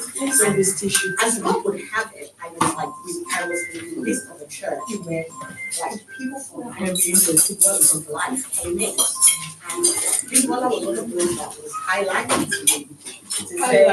Highlighted. When church starts at 10:30 and you're part of the setup community, and you walk in at 12. She was highlighted. It's a long journey. To me that she needed some of the skills that I had. I'm open. I'm really here because I have received freely of people's love. Sister Lucy spoke about having a varying friendship age group. I have been blessed to have friends now who are in their 60s and in their 70s that have nurtured me from a very young age. So, and I've got young people as well that are still teaching me and mentoring me. Young people. Young people are friends. Yeah, and people have given to me. So it was a joy to support people. And I have been a recipient of this same love. So I will say, be somebody's partner. Keji means a partner. Keji means my partner. You can walk this walk with this walk with somebody else. You can teach them. It doesn't matter. You don't need to know the whole world. Just whatever little bit that you have in your hand, share it. As I say, train the trainer. I've taught people something. I'm sure she's taught somebody else. So I hope that you guys take that away from this International Women's Day and you empower some other women in your sphere of influence. And I wish you all the very best in life. Yeah, thank you. I just want to ask one question. Yes. So how do you meet? Because the most important thing is meeting and identifying. So first of all, how do you meet? And the second question, how do you know that this was your engagement? But you see, that's also the thing. Even with all my what's the word I can use? My discombobulation. Yeah, I had a heart of service. So I was still in church and I was in a department. So it wasn't a case of I wasn't going to be. It was just going to be a case of I will come I'll be there. I had this department. You people have to accept me where I am. So that was just it. So I guess that what I say is whatever we're going through, let's not stop being who we are. Let's not hide away in our homes, on our beds or anything. You know, the juice with hot if I didn't want to be vulnerable, the juice with hot water. yeah, if I was going to say, oh, the old church would what was the number of the church? I just was going to, for me, I wasn't even thinking about support, like, you know, I wasn't doing anything wrong in my own opinion. I didn't feel that. I was like, but I know it says they choose to want to be able to, you know? And I just didn't think it. Believe me, it was that natural with me. Like, I'm late. I'm here now. Let's carry on. Lack of self-responsibility. So I never stopped. So at least I wasn't going to step up, but I was going to help them to wrap up and calm down. Yeah, how are you? How you been? I'm fine. How you been? Yeah, I've been alright. Yeah. Just go 1 second. May. My normal £5 worth, yeah? Yeah. But so we met in church. So I was still in a cafe, and where you did the pastor, so she just decided that rather than every Sunday just criticize her or everything, this one needs support and structure, and that was just how it was. And at that time, I would say I saw, like I said, it was an innocent person that was just not guided. Let's not even start thinking, because I'm sure you're thinking, how could you we're not guided like that? Let's leave that. It's another big part of, conversation for another day. But I also wasn't looking at her at that point like, oh, my helper, my savior, anything. I think I was just like, oh, if this person, and that's being able to be receptive. I think I was just, it was a case of, oh, if she says there's another way to do this thing. Yes. It's not a bad thing. Let me try. Let me use it as well. So it wasn't me being stubborn. It wasn't me being rude. It wasn't me being what's the word? Just not refusing to grow. But when the opportunity brought itself, I think I just grabbed it. So I think that what's important is being able to be adaptable and being realistic about life. Yeah. What I would say to that also is that you can meet people with no notes about anywhere you are. You can be walking down the road, you can see somebody with a demeanor that is like really low, you can smile at them, you can start a conversation. I have met people in, I don't know, in pubs, in cafes, that we have become friends, and for a purpose, for a season, for a reason, we have made an impact in one another's lives. I just like to think that when you come into contact with me, you don't go away the same. And if I could help, there might be a little thing that I can do to help. There might be a thing I can teach. And there might be a thing I can learn. So we have just use this code. That's what we're saying. Opportunity to grow the person and for you to grow as well. And then, and another thing was, up till today, I can never for one day remember Katie ever scolding me or being so upset that she said, oh, all these years I've been, you're just not, the way people actually come back for their supporting you, like, you're not even used to still, you're not even, but there's just a way Katie will help you help yourself. For example, let's say I've done something yet wrong that she knows that I shouldn't do. And she said, oh, you passed that now. We have passed that. No, we're not at that level. So it's a case of her saying to you, respect yourself. At least I would like, well, I've never heard of, you're wrong, look at you, no. So just make sure she turns it around like, we passed that. No, not at this level. Keep moving forward. Like, no, this is it. Like I was saying, I didn't want to put money into something. Except you first that you have to be buying this now. And the money is there. Oh, yeah. So there was just a way that everything about her is take action. I'm not interested in blah blah blah. Just take action because at the end of it, your life is better. So I think young people of today, we need to be that way with them. Rather than scold and put down their self-esteem and rubbish them, rather let's just be practical and come to their level. And I think that's it. Yeah. Thank you. Thank you.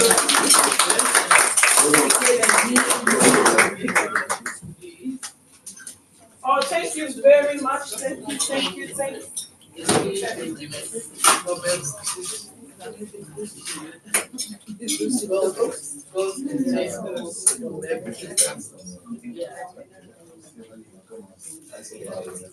Sure, definitely. Yeah, I'll give you my No. Yeah, she has to. Yeah.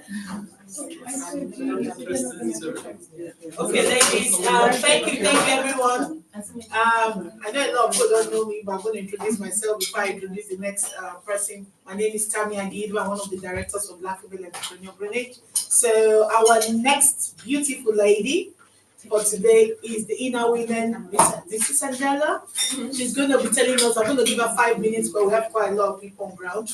She's going to be telling us about the foundation and what the foundation is all about.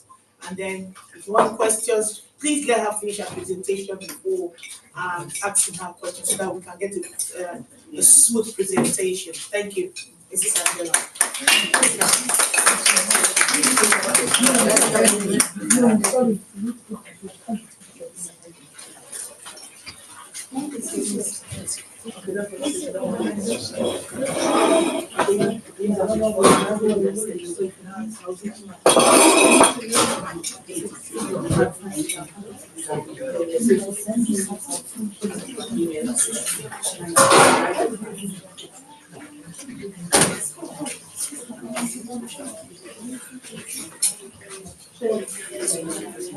Good afternoon, beautiful ladies and gentlemen.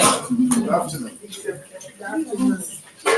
Happy to be here this afternoon as we collaborate and work together as women for the same purpose.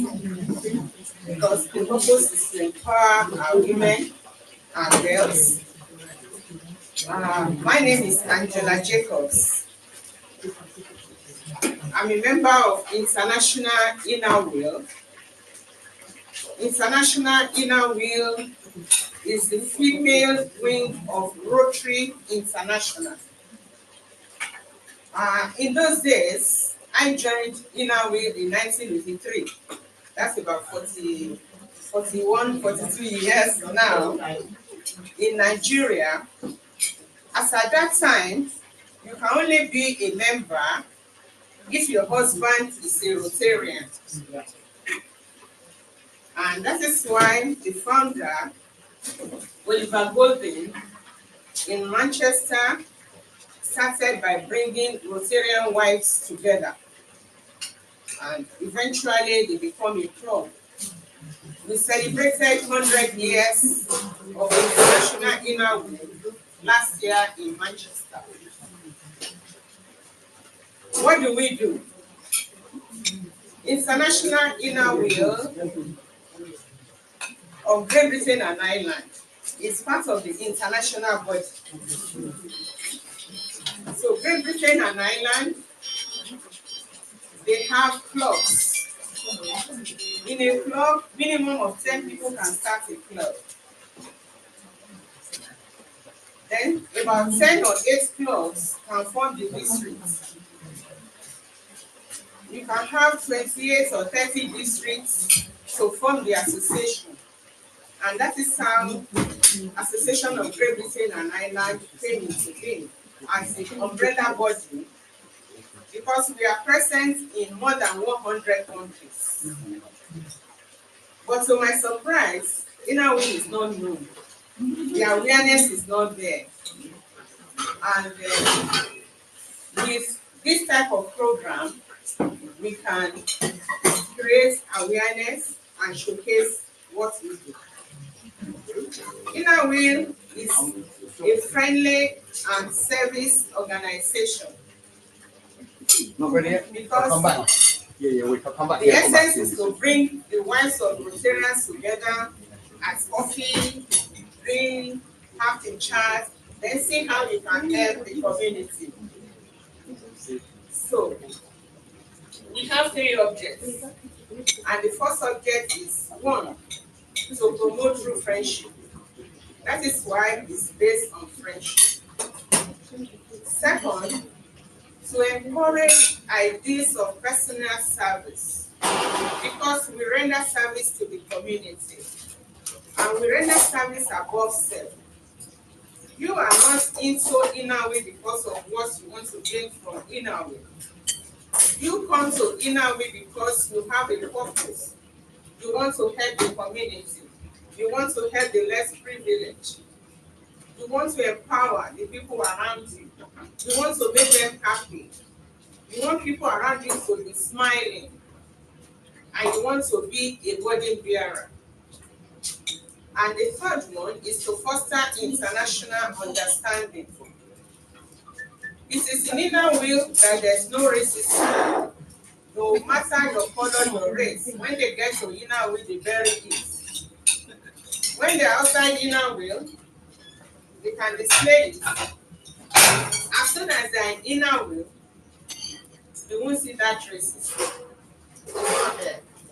Because the essence is friendship. And they know you can't befriend somebody if you are putting up that attitude. So inner wheel is friendship and service to the community. In our local branches, we have other charitable organizations. Asthma, arthritis, lung carers, name it.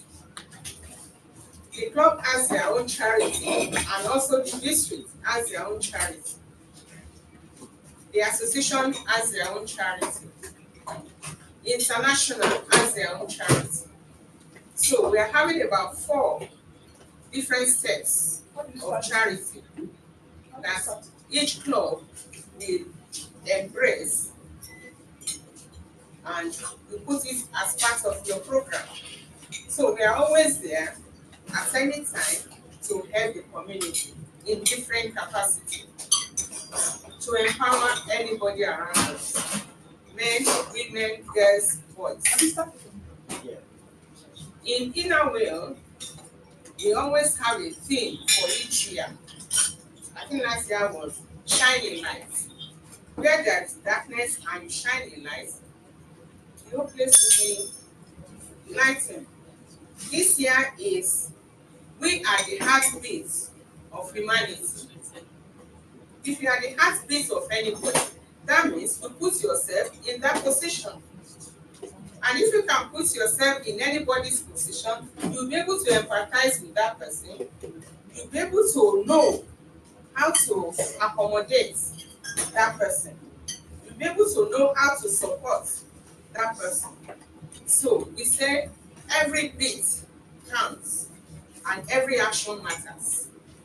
No matter how small your action is, it matters. Because it's either it discourages somebody or encourages somebody. It's either your action brings somebody down or lifts somebody up. So every bit counts and every action matters in our way. And this theme helps us in our day-to-day life because we apply it at home, we apply it at work, we apply it in the community. In Inner Wheel, we also have time that we chill out. So, like end of this month till 3rd of April, we'll be in Harrogate for conference where each club will bring the people who want to donate to. We present the check, we talk to people, leadership, we teach about leadership skill and different topics will be discussed. Ukraine, we are there. Any natural disaster, international will is there. We don't pray for any disaster, but when it happens, Inner Wheel is at the forefront. And we don't make noise. We do it solemnly. And that is why people don't even know we are there. But we are behind every Rotarian to make this world a better place to live. Now, because of the situation around the couple, marriage, separation, International Inner Wheel, as one of the convention now said, you don't have to be the wife of a Rotarian before you can be a member. If you are a service-oriented person, if you love to serve your community, you can be a member. So everybody who is interested in serving the community in another way, we have different ways of serving the community. But if you want to go in that way, you are most welcome. And our meeting is just once in a month. So, and our subscription is not much, just 60 pounds per year, which is not much. But we donate most of the money because we don't take one day. We donate individual money to support our activities, our projects. So this is Inner Wheel. I have been in it for 40 years, and anywhere I go, it's transferable. When I came to UK, I transferred my service to Manchester. When I left Manchester to Salisbury, I transferred my membership to Salisbury. When I came back to London, I'm here in London. And anywhere you go in the world, once there's an inner wheel club in that country or city or town, just check the directory, call the secretary or the president, tell them you're an inner wheel member, post your number, you'll be welcome. They will not ask you any question. They will bring you into their house, they will accommodate you, you are home and dry with them. Because the essence is friendship and service. And it starts, charity begins at home. So we start with each other. So anywhere in the world where there is inner wheel club, you are most welcome. Thank you very much.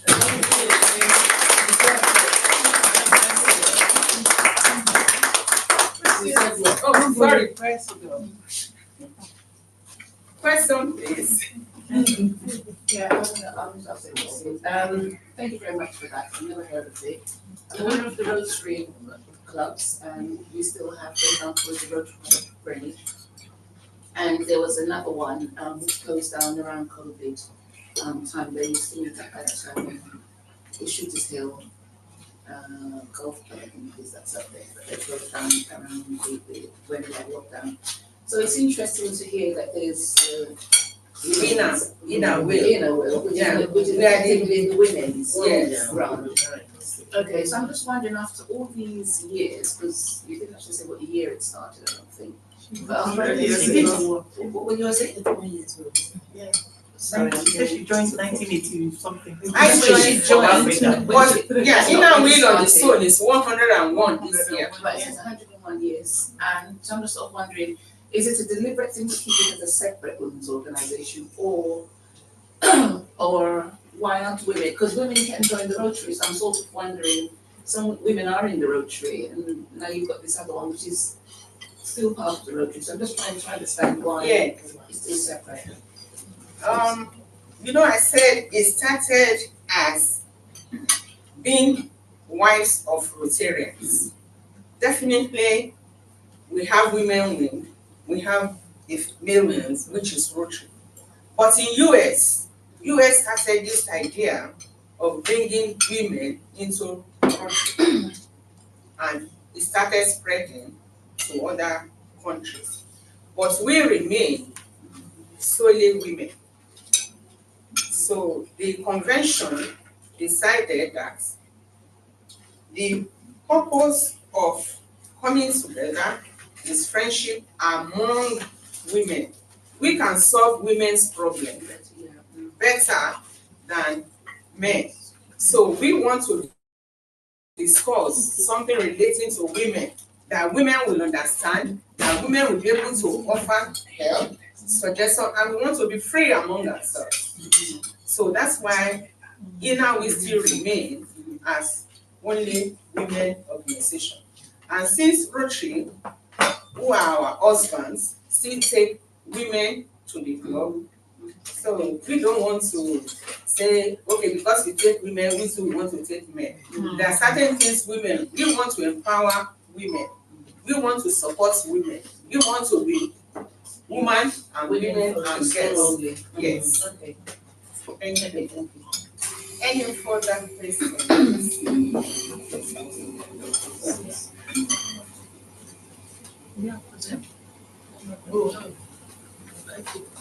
Can you tell us maybe one or two projects that you've supported then, because they're women, obviously, and maybe tell us about one or two of those. Well, from club level, we support young carers, and then we support elderly in care homes. So we ask for their needs. So we supply whatever they requested from us. We supply them, and also we also supply arthritis donation. We give either donation or material, depending on what their request or their needs are. So it's based on needs. So whatever be the needs, and we also do empowerment, training people, talking to people about life generally, challenges of life. Yeah, I just want to find out, do you have any evidence of what you have done before so that we can actually have a look? So If we have a website. From the website, if you Google www.innerview.co.uk, you will see a lot of activities and Facebook, they are there. So just Google it. www.innerview.co.uk. Question, maybe I can tip in some things just to save that area.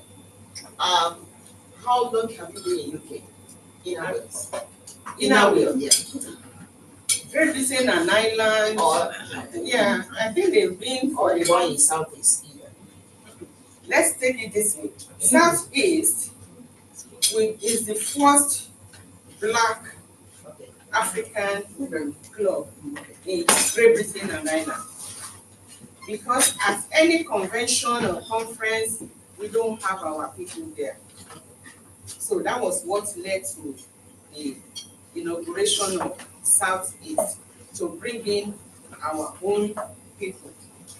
But Great Britain and Ireland has been in the system because Oliver Golding is the founder, and it's in Manchester. Manchester is part of Great Britain and Ireland, so it started, it's 100 years, but it's just a private, I think they take it as exclusively. I think the problem was they are very exclusive. They limited it to few people. And because if your husband is not a Rotarian, not everybody's husbands are Rotarian. So that was the first problem of not reaching out to people. I think you have answered my question, but just to buttress what you are saying, I think based on the question you first asked, I think the non-awareness that has actually been blocking some things, because they are very famous in Nigeria. In Nigeria, My yeah. big sister, she's in Akure. They've just done incredibly They do a lot of things. So, when I first saw this something too risky, so they are here as well. You understand? I've been around for over 30 years. So I was like, why have I not been hearing about them? But you say it all because most of our people are not actually there. So because I know when we enter somewhere, they will know we are actually yeah. Don't just enter. And that was once, because when I left Salisbury, I was the only one there. When I was in Manchester, I was the only one there. Even when you go to conferences and conventions, you see, it was the last convention in Manchester. 80 people came from Nigeria. Anything our people do, they do it well. 80 all the way from Nigeria. But we here, we don't know about it. And that was the question I asked, that why is Innerview not known in UK? And you started it almost 100 years. And yes, if I ask somebody, I don't know about Innerview. If I ask this one, I have not heard of them. So that was why the past international president has said, Angela, you have had enough. You spent so many years. Go and start one. Bring your people. I'm gonna come in here because I was waiting for this angle. That's why I allow everyone to go like this. I was waiting for this angle. I'm gonna stand saying this because I'm gonna, and I want us to all stand. The reason why I'm asking you will get to know. Can we all stand? Can we all stand? And can we give a big applause to Angela?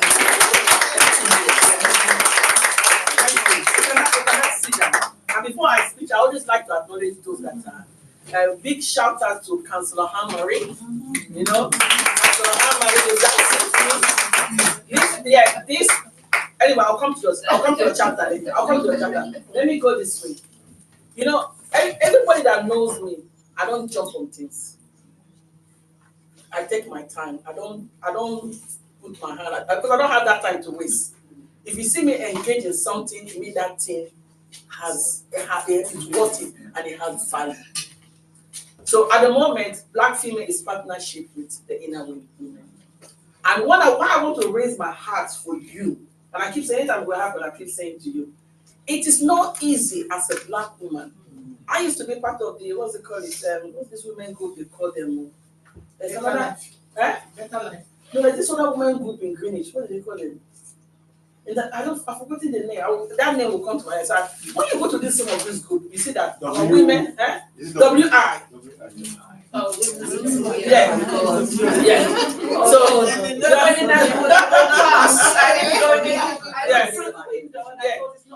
yeah. So you go to something like this and you don't. I think this is what we experience. Okay, me when I go there, for whatever reason I decided not to. I'm not taking it back because I'm going to go back because I'm not the type of people that get defeated. I'm going to go, but I take a back seat and I've said I'm coming back. But what you did, you went into that way now. You said, waiting. We started this thing, Nigeria in the commonwealth. You saw the effort that we have put in Nigeria to get our women involved. You attended it and you said, no way. You know, this Angela is my second. This is my second person. You know, she went in and she said, no way, and she took on that battle and said. It is not easy to set up a woman Black organization. Exactly. It is the most difficult thing I've seen there, so we know. Yeah. Are you saying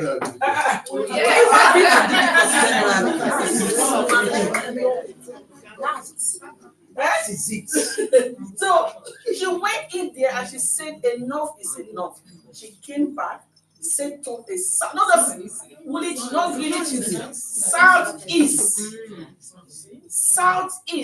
And not just the Southeast. When I attend meeting online, I see people from Manchester, Milton Keynes.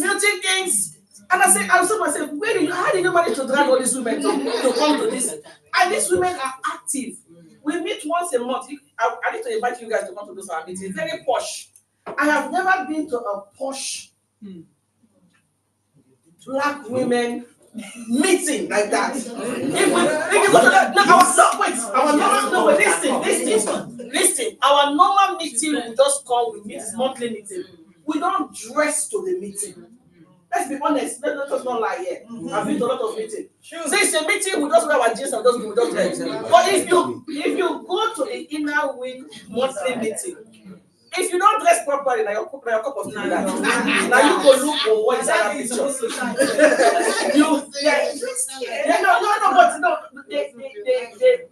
They meet the occasion. Sometimes people say when we Black people do something, we do it. They go to the restaurants is posh, the appearance, the everything. They put on the uniform, their badge, everything. If you go there as you want to join, you feel dedicated to want to join. So that's what I'm saying. I'm going to give her a big heart for actually packaging something and make it a place for somebody. So is it Southeast or you? No, Southeast. Anybody can join. While I extended it to other location is I'm trying to build up another club in those locations. Because those in Manchester, once they are part of here in London, they know the protocol. We have protocol. And that is why it's not just for everybody. Because if you cannot abide by the protocol, you cannot fit in. We have protocol. You have dressing. You have the way you talk to people. You don't show any. It's high up. Okay, now top notch. Yes, it's top notch, and that is why you didn't hear much about them. You know, these people they don't talk. They just go do their work. Silent assassin.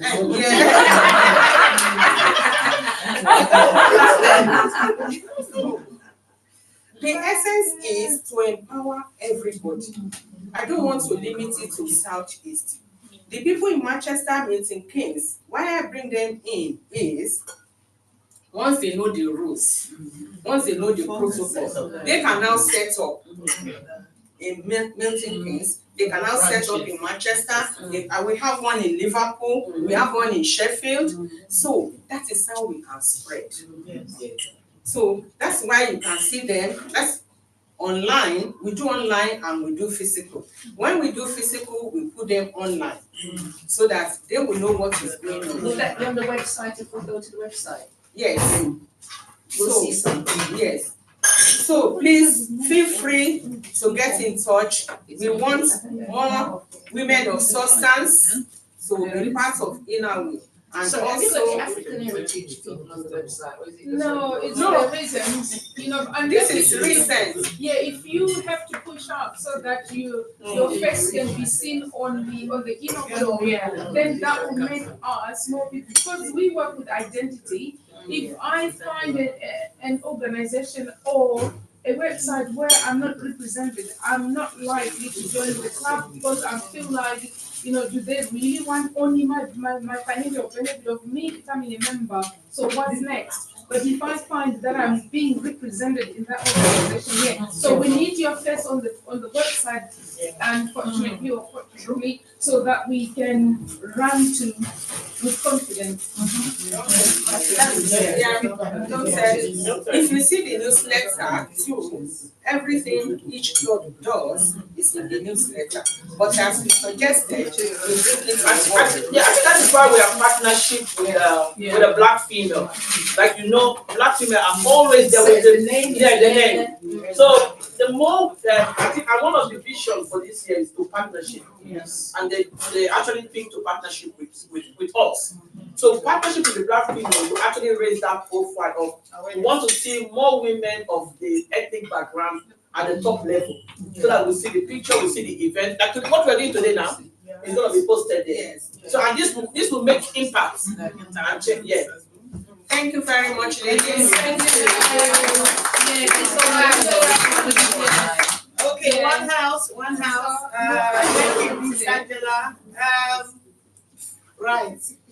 Today we really had a lovely time. Sorry, we didn't start on time. It's after 3, but we have our last one. In everything that we've listened to today is women supporting women. And we always need to put that at the back of our minds. Like Ms. Angela said now, I'm really, she's been in the group for a very long time. For a long time, I'm challenged because the way, our packaging and everything, the way she has spelled it out for everyone. So the details are behind us on the banner. Let's try and just connect, like the feedback that our professor Messi has given. I think it's a good feedback so that we get more ethnic minorities to actually join the group, and to say the team of the Inner Will Club is partnership. So if other organizations that you belong to, that you want the partnership and friendship. So if other organizations that you belong to and you would like your organization to be part of the Inner Will Club, please don't hesitate to contact Ms. Angela, and then their email and phone number is behind you on the banner. So in everything we do, health and safety is one of the things that most of our women, we know, but we don't practice it. We tend to ignore it all the time. So I used to say a closed mouth is a closed destiny. So it's important to listen, learn. Health and safety, it's not only your house, you use it everywhere you go, around in the community. You use health and safety, even your toddlers or grandchildren or children, you actually teach them health and safety. So I'm going to invite Mr. Pascal, because time has gone. Like I said before, when Mrs. Angela was going to give a presentation, please let them present first, so that we have enough time to ask questions. So Mr. Pascal, I'm going to put him on the timer, just see 30 minutes. And then after that, put the timer for. Yeah, she's not the only one. I'll bring her. That's why I said we need to be very careful, so that Mr. Pascal can quickly put it, so that another speaker can come in. So as we're enjoying ourselves, very beautiful ladies, to be honest. and our G-men are here. Thank you for supporting us. So, Mr. Pascal, please over to you, sir. Hey, doctor, sorry.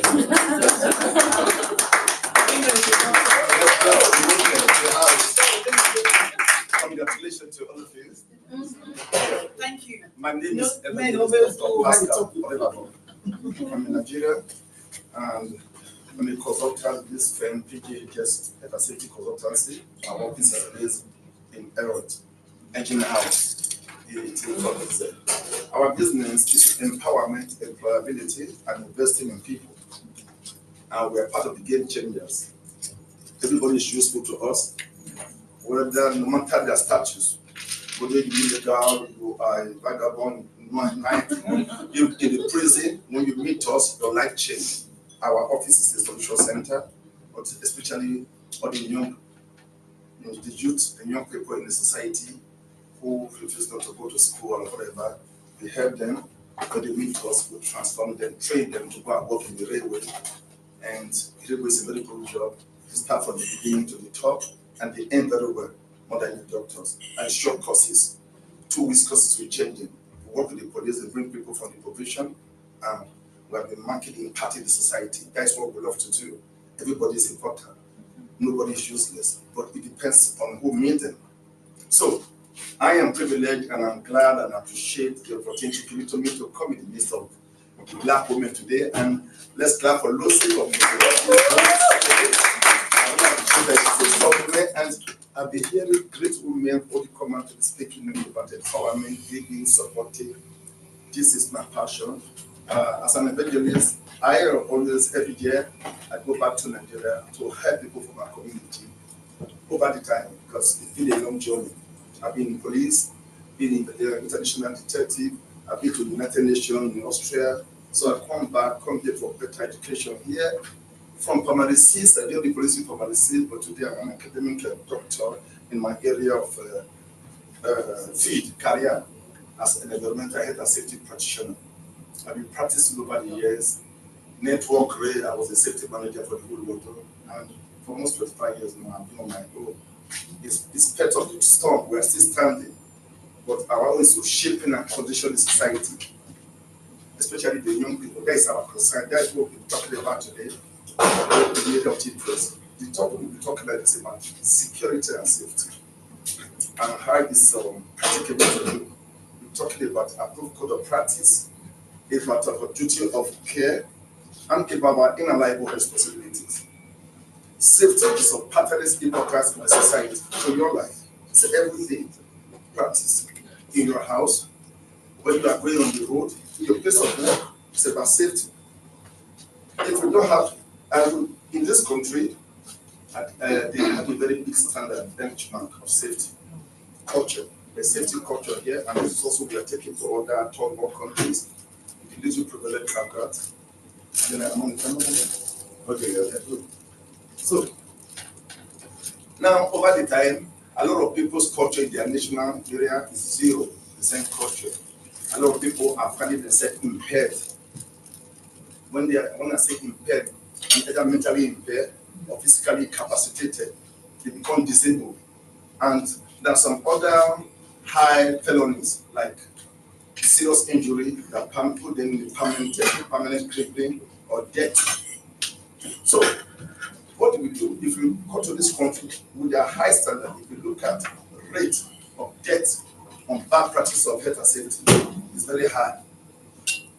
High injuries, as it falls into height, people with industrial asbestosis, industrial asthma, people with pneumoconiosis. So it is high because of negligence, human error, lack of information, lack of training, lack of instruction, lack of coordination. So what we do, we have to come together as a group. We go about creating awareness. Today we have the opportunity to talk about safe system of work, especially for the women. Now, in place of work, there's a lot of hazard, there's a lot of risk, and your safety is in your hand. Like when I come out today, there is something I spot and which we can correct. This is a big crowd like this because I'm an enforcement officer in safety. We group like this.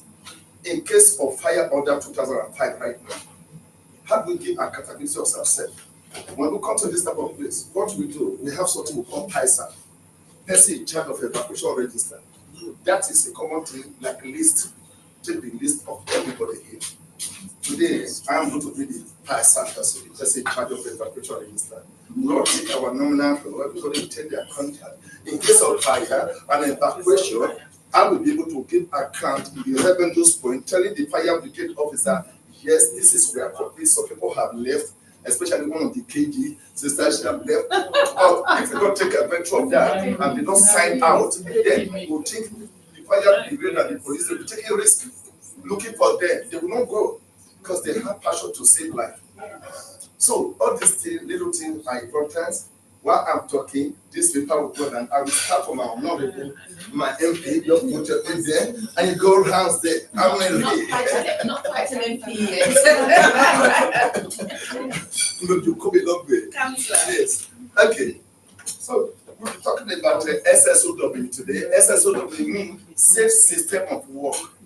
There are things we will talk about ourselves. It is inbuilt in us about safety. You are the safety practitioners without you recognizing it. Now, it's just a formality. Just write your name.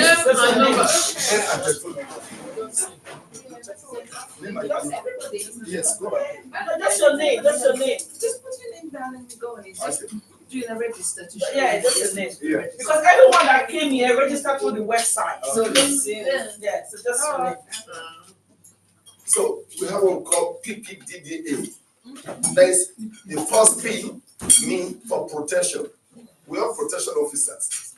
You owe me a duty of care right now, so we are here. I owe you a duty of care. You owe your children a duty of care, and your children owe you a duty of care. So, though they are children, like in this country, the culture of this children, country, if anything happens to your children, or they have burnt, or they scar, and teacher identify in the school, now you can face litigation. True or false? True. So, because of negligence, because ignorance of law is no excuse, which means we need to be aware that you owe your duty of care, and we all need to have a good practice. We do good observation, being vigilant and told. For example, talk of the little kids. So it's your own child. If anything falls, they fall from height or they burnt or they get electrocuted, you face the law. Okay? So what do we do to be aware of, to be following all these practices? Your knowledge. You must have what they call APP, that is Emergency Preparedness Plan. Have you heard of that before? So, what are the emergency preparedness plan we should have in workplace and in your house? Let it be interactive. If you have a then you can also answer me. Do we know? Do any of us have understanding of APP, that is Emergency Preparedness Plan, that you can have in a workplace or in your house? I'll give you an example. For example, in the event of a fire, how to get out, Yeah. especially say from upstairs, Yeah. because you're not downstairs, Yeah. or at night Okay. when things you're a bit sleepy, disorientated, or it's dark. Yeah. So, what's your plan to get out to a safe space and call the emergency services? Okay. You are telling us what is the question. No, I'm telling Okay. you. There will be automatic Thank lighting. you, sir. They will have infrared lighting. Even the whole light is gone. Oh, you want the It's dark. specific things? Yes. Oh, not the, yeah. So that would be your plans. You don't have those things in your plan. Yes, those things. Even a ladder, where's the ladder? If there's a rope ladder, you throw it. Yeah, we have one called illuminating lighting on the signages. We have signages, signs and signages. It must be illuminating, showing you the road to the exit. So, and we make sure there is no obstruction, nothing that trip or something like that. Does that answer that? Okay. So, what other things? In most of us, do ever of us have fire extinguisher at home, or smoke alarm at home, or fire detector at home? So, most of us identify. Then it's your job to let your children know about all those things, the fire procedure, the emergency alarm, because some people have seen some cases. I've seen some cases when there is fire, and some people will be sleeping. Not to reactivate the alarm because they don't put them in place. They don't care. Even most of the landlords, they have properties and all those things. So have a good practice. We should be involved. I know some of our offices, especially most of us foreigners, we don't care about the standard of practicing good safety, and most time we fall in, the law catch up with us because we don't have policy. Any place that about 5 people come together, that's supposed to be what they call major statement, will contain the health and safety responsibility, risk assessment, how you manage your waste, how you manage your extractors, how you manage the house, good housekeeping, the daily check in the toilet and all those things, how you clean them, and there must be record and evidence of this. But whether churches, whether other offices, people have no clue. Now, when you are a home, you act like a home. Time is part of education. As we are here, we must know all this very good information. If any of us have office, anywhere you gather more than 5 people, there should be a procedure. There should be briefing, safety briefing. When people call you in the churches, let people know. In case of emergency, there is the exit, there is the female toilet, this is the gay toilet, there is the welfare room, there is the restaurant. And we call that under welfare regulation. Any office you have in this country, there must be a place for toilet. Or else it will be intervention. Anywhere you walk, there must be a place for perpetuity, like where you want to eat, where you start want to eat, when you change your room. So, in case of what those one will be a bridge, those are the little contribution we are looking today for us to have a good practice, safety, good practice. All those little things, signing in and out, making sure we have the welfare facilities like toilet, water to drink. So if you work in a place that is no water, it's a breach. So your employer goes with that. There's employer duty of care. And you too, you have your duty of care as an employee. In your family, you have a duty of care to your husband, to your children, husband to your wife. Do we get that? Yeah. Amen. Yeah. So now we want to talk about emergency preparedness plan. Before you come here today, what is your emergency preparedness plan? Like in Nigeria, we have that in case emergency preparedness plan is like in case of the case as you are here right now. Yes, that's also in case of the yes, most of us will drive. Although you are driving, you have your credit card, you have your bus pass. In case your car busts, you can have money to call a cab and go somewhere. Two of us. So now we also have what we call that PPE. The first PPE, prevention. The second PPE, protection, prevention, deterrence, detection, and apprehension. So how do you protect each other here? Now, if I'm here right now, and for example, by my right now, anybody want to attack her or something is missing, it's my job to make sure she's not abused. As long as I am the manager in this place, it's my job to make sure she's safe. As long as she is here, she cannot be financially, physically, emotionally, even sexually abused. Then, if that happens, I will be vicariously responsible or liable. We call that vicarious liability. It happens in places of work, where somebody will come and oppress you, abuse you, or use racist language on you. Some people come back, they be dressed and they sue the company, not the manager, not the supervisor, because that is what we call lateral management failure. Are we listening? Yes. That's what we call lateral management failure. I would like to ask a question so that everybody will be serious. I can ask what is lateral management failure? There are so many people oppress them, abuse them, they work out, they go to GP, get medication, report their depression, their stress, and their abuse. They come back, they go to court for litigation, they go through acres. Many companies, they want to say that petition is set out to court. A lot of people, they don't know their rights, they don't want to know, and that's why in place of work, they abuse them. Not everybody know what they call CRAS. We have CRAS, we call it confidential incident report analysis system.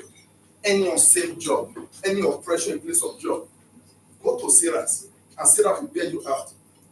CRAS will fight for your right. Your safety is in your hand.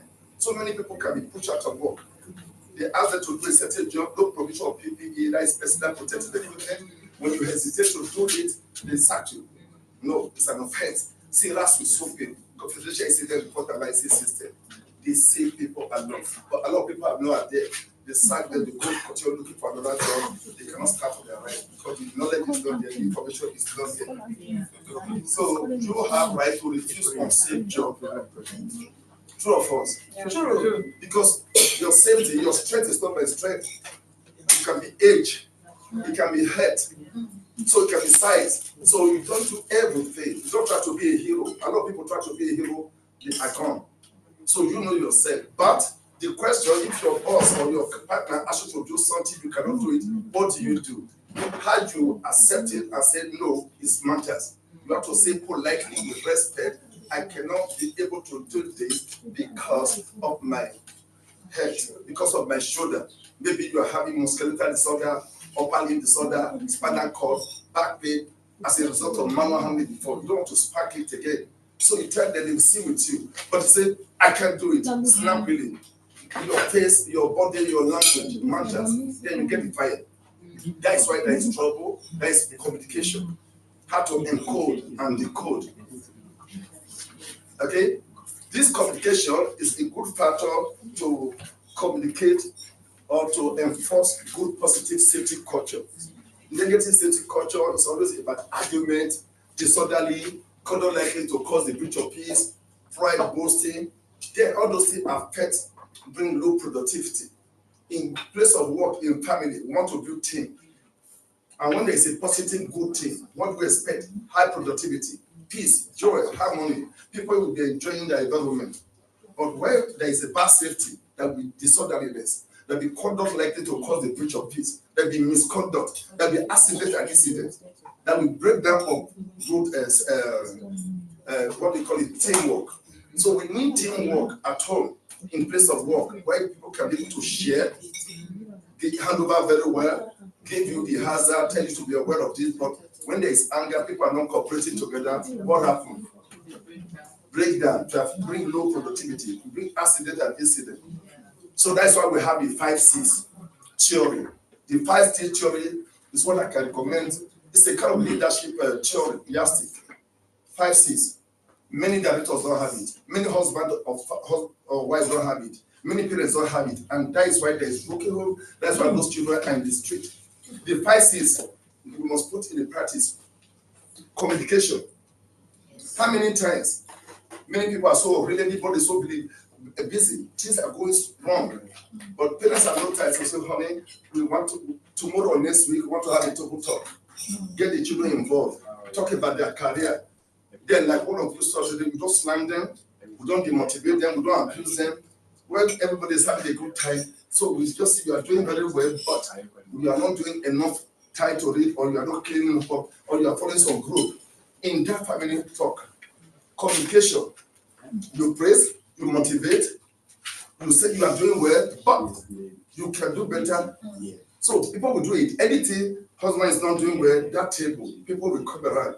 If the boy is disobeying or going out too much, communication is very important. How do you disseminate communication? Do we have that time? Everybody is so busy. Those children who don't care. If the 9 p.m. you still see some children in school uniform. Parents, because I went to a place with it, Scotland Yard, would represent the black community.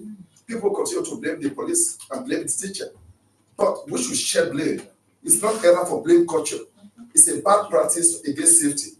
We have positive culture and negative culture. Blame culture is negative. What do we do to correct it? So while we continue to point hand, black, white, police, no. But we parents should take responsibility.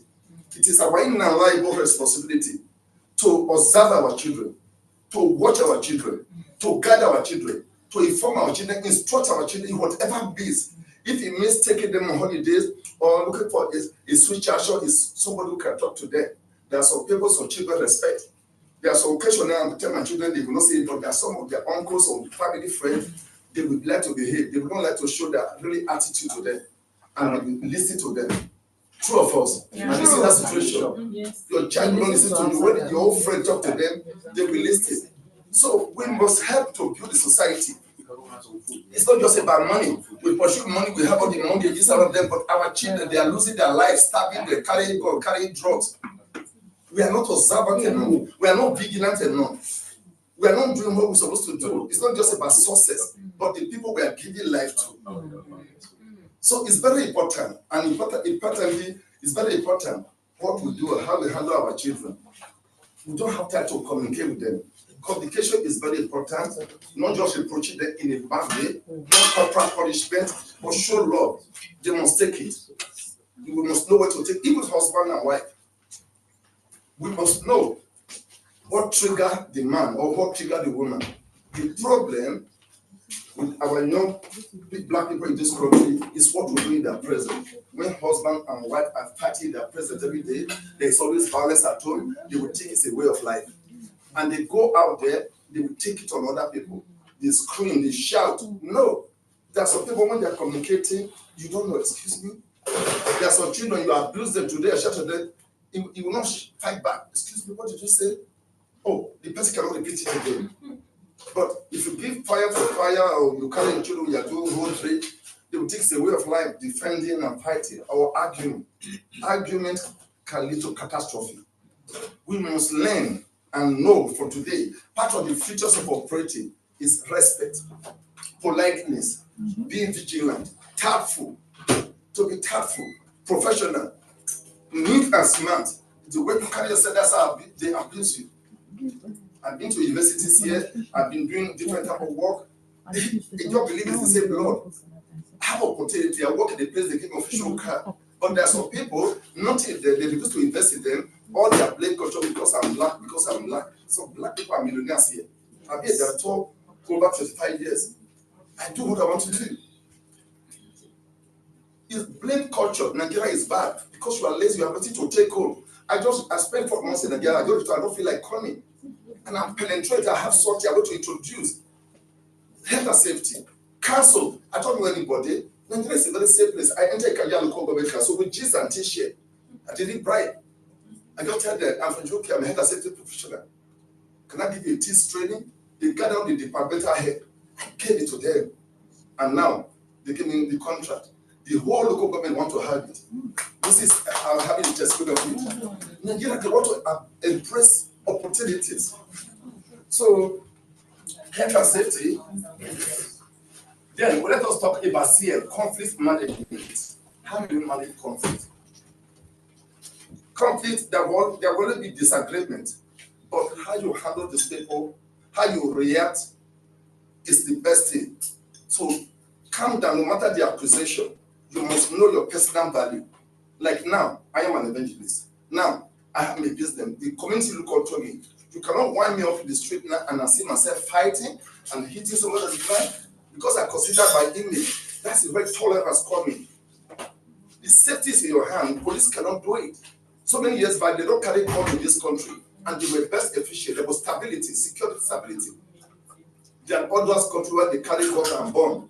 But you can escalate, you can diffuse everything. Somebody grabs you up, but the way you respond, the way you think quick, is what matters. It can lead to escalation and the bam bam, all those type of things. So I will advise, if there's anything to take home, under conflict management, let's be tolerant, let's be patient, let us have perseverance, endure with one another, because we all come from different culture, different background, different education.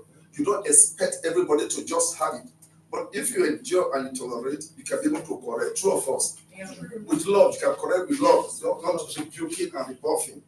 So, with the little time I have today, take hope, let there be peace. Because if you don't have peace, there will be stress in your life.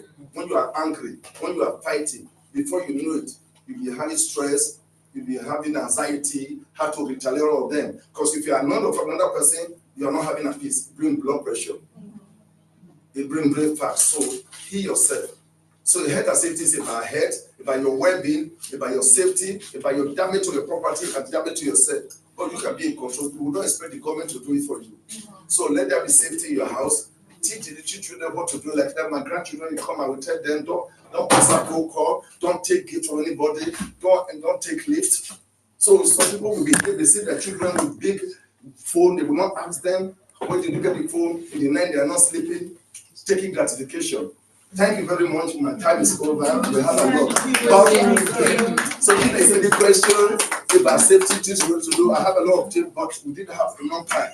So yes. I just want to find out. Suppose there is an organization let's say they've got like a care home or supported living, that kind of thing, would you be able to work with them and help them to make sure their health and safety regulations are in place and they are well maintained? Is that your job? That's what we do. Okay. We propagate health and safety. We help them to write method statement in methodology of their business. We help them to do their risk assessment and put control measures and ratifications. So even they have problems with the council, with the environmental safety of the HSC, we come as a consultant to represent them, bring them back to business and put things in place. Okay. Yeah. Thank you so much. Thank you. And how do we find you? Is this? No, that's not the one that. Yes, I have my card here. I'll give my card before Yes, I go. thank This is the you. card. Thank you. Any other question? Where are you based, sorry? The Irit. Oh, not. Engine house. Is that where Engine the house. office? Oh, Engine House. Yes, Oh, I know Meridian, Meridian. the region with number 2. Ah, I know that. Yeah. Okay. So I'm the Mission Pascal PJ. Everybody knows me. Oh, right. Yeah. That's perfect. Yeah. Yeah. Question? Yeah. Yeah. How do you link evangelism to worship? He Well, just evangelized. yes, let me tell you. No, Now- more than that. It's more than that. Now, it's my passion. Now, many of these youth, when I tell them I'm an orphan, I stopped in class 3, then after my father left 40 children behind for me. Then I decided to join police to be able to protect my mother and my other siblings. And it favored me. Through police, I work as state intelligence, state director of intelligence investigation party, for them to force CID. Then I was fortunate to come to Western World, to the United Nations for peacekeeping in 1990, during the Gulf War. But with my story, seeing myself talking to people today, supposed to be a stark illiterate in the village. But that's why I encourage people. My brother don't help me, my mother don't help me. Nobody was there for me, but I was focused. I didn't want to do stupid things to make my mother cry. I was like her husband. I have bad friends, but I know my boundary with them. So even when I go to this country, I was very careful with myself. But today, my mother is in the grave. I saw her cry that time, but that's my pain. My mother was like my father, was like everything. In passed out 2015, I just built a house for her, give her a car, not to treat when she died. I was planning to bring her here for the village, let her be the person who come here. She died that state. My mom was crying just now. It was triggering my own. But like I proved to a lot of people, nobody wants to help you. It's what you want to be. I want to see they say 4 rich people, 4 wedding black men, let me be one of them. I work so hard, carry book, reading. So my children, they are taking after me. This country, I have now done 7 children here, 10 grandchildren. They are professionals, nurses, social workers, accountants. So if Lord God, how would I have been able to train those people in that country? So it's big. Now, when I look at my story, nobody preached to me. For my mother, the greatest, across a lot of Red Sea, how God is doing the favor. So I just have to embrace God. Now I'm not going back to the same village. Who knows me as Pascal the police? Who knows me? I was stubborn, I was a womanizer, I had a fetish, I've been to spiritual churches. Now, going back to saying I am an evangelist, the crowd, they will listen. So what you come and believe? Is it true? Yeah. Because I did not come as a poor person, they say it's because of money. They have put a school, they have taught things there. So it's motivating. If I start like this, everybody is not calling God. I treat people with blood pressure, I go to prison, I treat people with diabetes. So I get back. So I come back. All the ministers, everybody is calling me. Powerful bishop and the rest. But I know I come back again. I come to energize. I spend 4 months. Every November I'm there. I'm doing this school. So they believe me because God is doing it for me. So I'm not, some of my friends are still doing the ball and not those things. And they realize, let me tell you the benefit of it. All these young people with gun and knife, they come to my office. After training, they're helping them to get job. Sometimes I put them under apprenticeship. Sometimes I get funding for AEV and traineeship. I change their life. I don't even say, sir, where's your church? I don't even pester them. No weekend I go to church, 3-4 people don't follow me. So my lifestyle is attractive them. The police have even asked me, how do you do it? Just sometimes in wheelchair, they bring some notorious young boys, shoplifters, their life change. They go to railway, they stop their drug and pay free. So I'm a game changer. So that's evangelism. Thank you. Well done. Thank you. Thank you. God be the glory. Yes. Thank you, Dr. Pascal. Let me apologize. That's fine. I didn't know what your title That was, is so sometimes I'm simple. Thank you. Simple. No, it says Simple. Simple. Are you saying?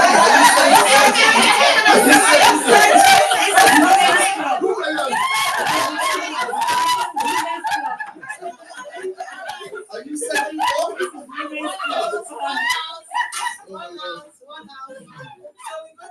Another question. Can I get my card? Okay. I will have your Yeah, card. card. Yes, yeah. Okay. We all need to share your card. Not your card. One house people, one house people, we're working with time. So we're going to invite Ellie to come and talk to us about cards and our organization. So we give her 15 minutes. So please let her present before you have questions.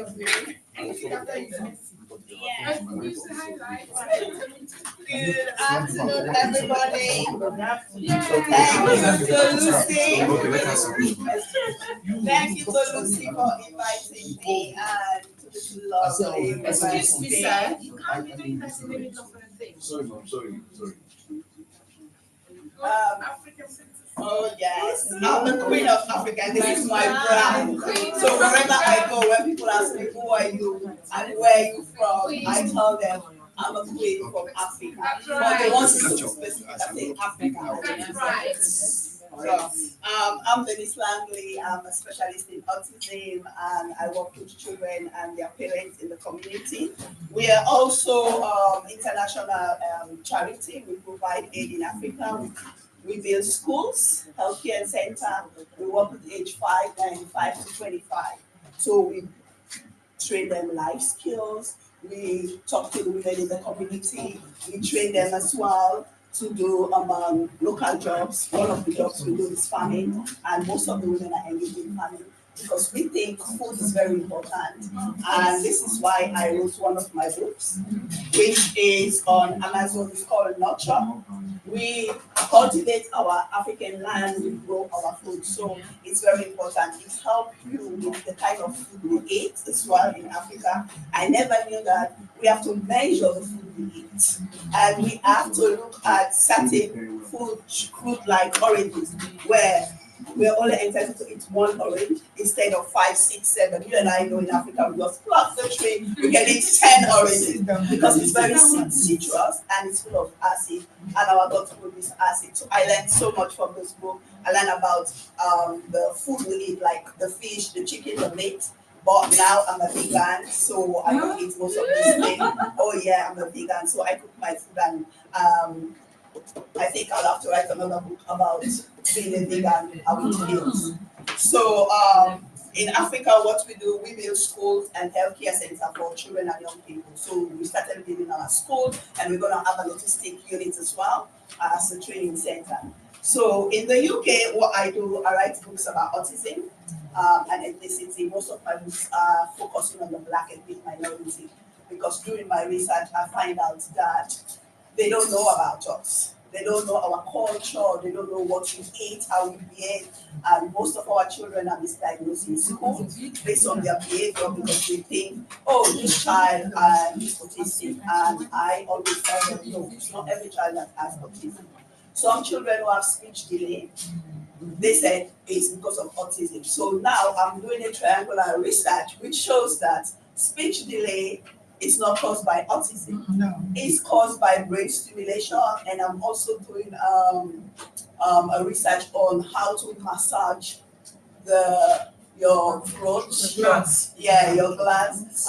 We're doing there's another lady who is helping me out with all of this, and again the frequency, sound frequency, and also I never knew again that the things your children play with.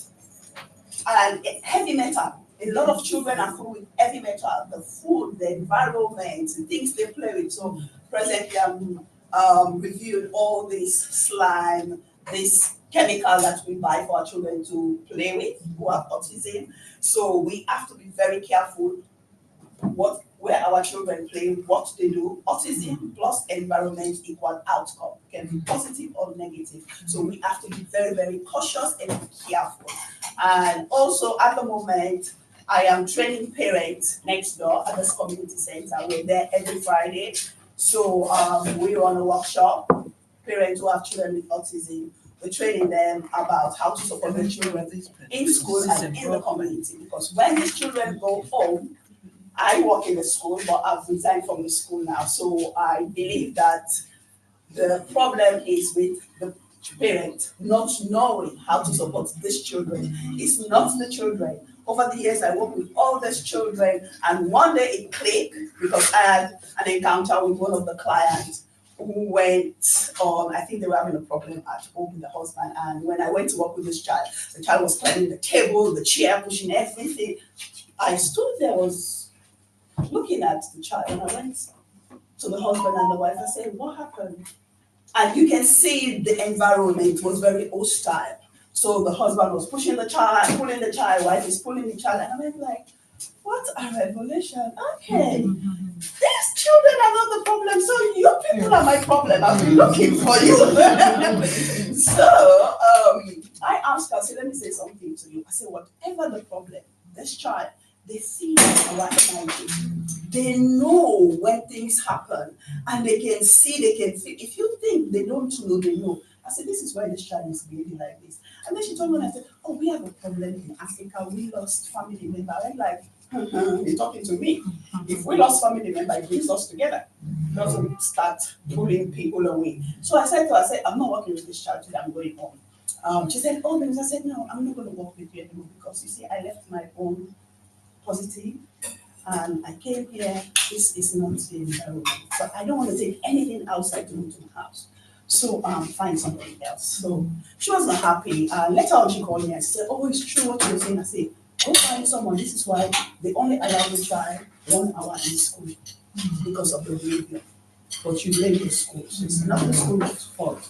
Us, our fault, like what you were saying." So now I step into the community and I say, I'm going to be teaching the parents. I say, you need to come and learn practical and theory, how to support your children. Because when you go to school, when the teachers are talking, most of this mainstream school, the teachers are not educated about autism or ADHD, ODD, all these special needs issue children are going through. And again, the way we react in our culture, you and I know we're a very reactive culture. If you see a child, let me ask you a question. If one of you go to the bathroom is flooded, your child has flooded the bathroom everywhere, what will be your first reaction? Why this? You will scream because you know that's anxiety cause for the child. So do that. And we teach parents how to do deep breathing because when you enter a situation, your first reaction should be take a deep breath because you're going into shock. You understand? Your lungs are gonna get tight, so just breathe and then think first. Who is important here? What safety, like you were explaining, safety measures. The child is more important than the flood. Yes. Take the child out, find safe space for them. Then, if the child asks you, you can talk to them while you're cleaning, you can show them, they can even get involved to help you because they need understanding. They don't have a clue what is going on with us. They don't know this environment. We look like aliens to them. So most of the time, these parents, when they go to school with the teacher or the head teacher, they're always stressed out. They're stressed out, the child is stressed out. Because if I'm anxious, I'm stressed out, you feed on each other. You understand? So I'm here every Friday, 10 to 1 o'clock. We're doing both theory and practical. I come with resources. So this book is one of the texts we're using. Last week we spoke about food and what kind of food you should give to your child who has autism, the portion control, the mixture of food should be, because in our culture we only eat carbs, oil. You understand? There's a lot of carbs, there's no balanced diet, and this is why you have gut bacteria. So a lot of them, that's why they get stressed out, they don't sleep at night because you don't have a balanced diet for them. So we struggle a lot, we still struggle So it's high time we have to come to the table and teach our children and be the best teacher, the best advocate, everything. And when I tell parents, you go to tribunal, you go anywhere, don't go with nobody. Write everything you want for your child. You are the best lawyer for your child. You don't need nobody. When you present your case to the court or to the judge, trust me, they will listen to you. But if you don't have information, you don't know where to go, who to ask, then that's where we have a lot of problems we need to address. We were not addressing it. So recently, I was talking to a group and I asked them, how many Black people do we have in the decision table for special needs children? And they looked at me. He said, oh, we don't think so. I said, okay, that's why I'm heading to now. So I wrote to the Ofsted and I wrote to MASH and I wrote a very huge complaint. And they said, oh, would you like to have a meeting with us? And I was like, oh, really? I said, oh yeah, that would be lovely. This is how we can manage these children. I said, I would love that. I said, because if we don't have Black people on the decision-making table, these guys don't know us. They don't know how we function. They don't know what our children need. They don't know our culture. So it's high time we step up. So I said, I'll go with my big outfit. And I will make sure I do more research and I will tell them, this is how we treat our children. This is what they need. We need that balance. But until then, if we don't have the balance, our children don't learn anything in school. I can tell you for free. They're not learning, they babysit them. So that's why I'm teaching the parents. I say you don't have to teach your child. If you teach your child, the school doesn't teach your child, you are the best teacher. So we're here till summertime because summertime we normally go to the park, beach park. So I'm teaching the parents how to play with their children, how to be calm, how to help them with certain foods and places where they can go. Because another problem, we don't take our children out to activity. That is one of the problems which we are facing at the moment. I said, your child can move anywhere. Go with your child. The space belongs to every human being, including your child. Why are you not taking your child? I say, other people will take their children. You don't have to apologize for your child. As long as they have that need, just learn to manage them. If you're not here tomorrow, what happened to that child?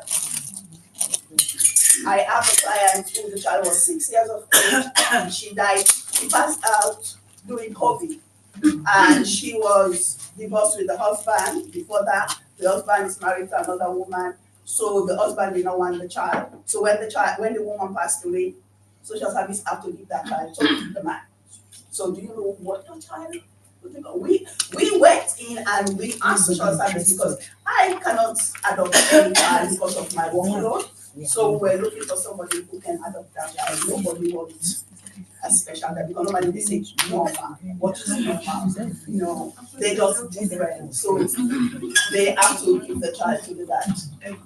And they didn't allow us to visit or get in contact because that's his biological child. So this is the reason why I'm following this step with Ofsted. And I've asked them if they can train me to be one of their officers.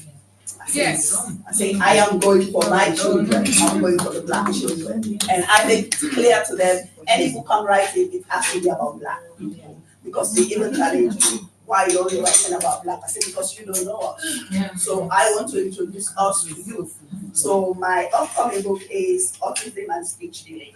So I've started doing that. So anyway. Well done, well done. Yeah, my question goes on autism. And based on my research so far, I work in the health sector and I work more on public health and try to find exactly what happens and why a lot of kids, Black kids, especially the new ones, why they suffer autism. Have you ever tried to set in that direction? Start with vaccination. Yeah. Thank you. I'm going to apologize for that. Thank you. Thank you, ma'am. That's because no child is born autistic. No child is born with autism. It is what given to them in the hospital that causes that. So if you're writing in that direction, I will give you my goal. I will be for you for life. because things are being done to the black kids till they make them to cut down the number that will be useful at the long run. So I try to encourage people who are writing about autism, but we need to write the main cause of autism to be able to change the system. Otherwise, it's a way of no, there's no apology to it. I think when I was doing the research, you know, the MMR vaccine, there are a lot of children who took that vaccine who got autism. Yeah. I worked with them in a school, and I found out that those who were born with the autism are different from those who got the vaccine and then got So and this particular child was super. She can read, she can write, but nobody was able to make that type of her. So now she's in year 6, I think she's going to 7. She's doing fantastic. She's flying. But those who are born with autism, they are completely different. And the MMR injection, I don't know if you've heard of this guy who they struck out of the register. He was a medical doctor. He's in America now. And some American doctors too, they're still coming up with this issue that there is a nutrient in that MMR. Do you know these children are so, all of us are supposed to have measles, mumps, and we are supposed to, because we are exposed to all these things. And when you get sick, you will get better, you get well, you understand? But the system is making money.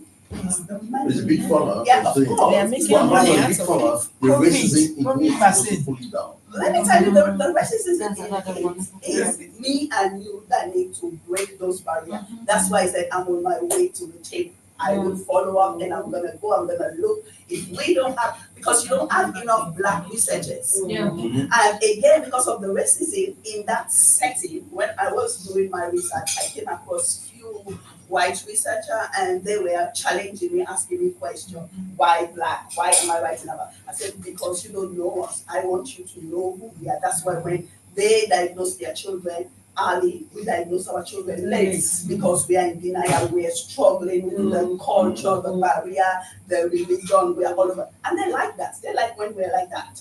But when you rise up above them, become productive. Thank you. Thank you. Like a challenge. Thank you. So I got to where I am today with the upstairs because I used to go to school. I went to work in a school where they abused all the black children in that class. And I was so mad. The lady who was working with them, she is a psychologist. She's on antidepressant medication. And she is fighting with these children day in, day out. And I asked her, I said, why are you working with these children, and who authorized you to work with this kind of children when you have this condition? And she looked at me like, who do you think you are, Miss Lang? I said, we shall see who I am. I said, just sit down. And I said, you are not supposed to work with these children. If you have mental health problem, these children, anxiety causes mental health problem for them as well. I said, you can go and use the bathroom. You don't use the toilet with these children. You don't use gloves. You use your hands. Why? And I'm looking at her, like, seriously? And when you finish, you go to the kitchen to make snack? I said, as of today, nobody that do toileting will do snack. And she said, well, I said, you will not. And I challenged her and she got angry. She went and reported me to the Senko. The Senko came up to me and I said, how much training have you given to this lady? She looked at me. Oh, Miss Landry, we are working on it. The whole classroom was health and safety, everything. I was screaming. I was like, wow. I said, darling, I am black. I said, here, it's not black. I said, I am home. I said, don't you see these children? You will not work with them next time. I'm home. And she told the Senko. And I said, okay. I went home. Senko called the agency. Oh, we don't want Miss Langley, blah, blah, blah, blah. Complain. I said, I'm gone. I said, well, what is coming after you guys is going to be fireworks. Oh, the council came. When I sent the report, Of course, yeah, that's what they don't like it. So they spoke so many bad things about me. What I said, look, let me tell you something. One of the children hit his head in the sandpit. Mommy picked him up. They never told mom until the bomb got swollen. Mommy came on I was not in on Friday. I had flu. When I came in and mom was anxious, I can see the anxiety on mom and the child. And I said, what's wrong with you? He said, oh, this child bumped his head. Nobody told me, supposed to write it on the report. Then the Senko came in. I said, Senko, you came in, you're supposed to bring the staff and the parents together and say, oh, this happened, but you didn't report. So the staff told her, oh, we were not aware of it. And this child is on a wheelchair. I said, did the child walk outside to go and bang his head on the sandpit? Okay. Somebody was responsible. Yeah, and that's why I say the woman who has the mental health problem, she was on duty that day. She did nothing. And then the Friday, that same very Friday, the child was in, they were doing toileting, and 2 staff were in there. They took another medical child in, plus this child who is on a wheelchair. This child fell from the bed, bumped his head on the floor, concrete floor. And that was it. And they were in the toilet, they were getting panicky. This one was running, and I just said, can I have this child, please? I took the child away from there, got ice. We took the child was crying, screaming, and that was affecting the other children. So I went like, wow, 6 years is very dangerous. So mom came, and mom was looking at me like that. And I said, this is a danger zone for your child. It's not working. You need to exit him right now. So the other staff look at me. Oh, Miss Langley, you're supposed to say that. Oh, yes, I'm saying it. You guys don't know nothing about these children. You don't know what you do. I was angry that day. So when I came home, I was like, what am I going to do because of this child? Because this child is always pulling me, pulling my trousers. So I'm like, what do I do for this child? I said, okay, let me start writing this report. I woke up around 5 o'clock that Friday morning. That's how angry I was. I started writing the report and I said everything. I see the council, the disability team, the MASH, everybody, Ofsted, education department, they start coming for them. And the head teacher turned around and said, oh, now we fix the camera, we fix this, we fix that. And I sent the email to her. I said, do you fix anything? I said, you and I know that you're lying. And then she passed on my email to the leadership team, the man who is in charge of the academy, and he emailed me because she could not talk to me. And he sent me an email explaining everything they've done, and then the last sentence is like, oh, as a professional, do you know you're not allowed to speak to the parents, blah, blah. And I went like, oh my God. I said, okay, now time to deal with you. I sat down and I said, don't keep in your life. I said, the reason why I'm replying to this email because I don't have business with you. I have business with Ofsted, Education, and MASH. They are my business because they are in charge of this children. So the only reason why I'm replying to your email is your last statement. And you will not bully me or intimidate me when it comes to child protection. We are all responsible for this children. So I dealt with him and I said, if you need training on autism for your staff, send them my direction. And I gave him the email. And later he emailed and said, oh, Miss Lambert, I'm taking personal, blah, blah. You see what they're doing? Yes. And when you answer them back, they know that, oh, she knows what she's doing. So that's how I heard. I said, you know what? I'm out of school. I'm going to empower these women in the community. I'm going to talk to them. I'm going to teach them.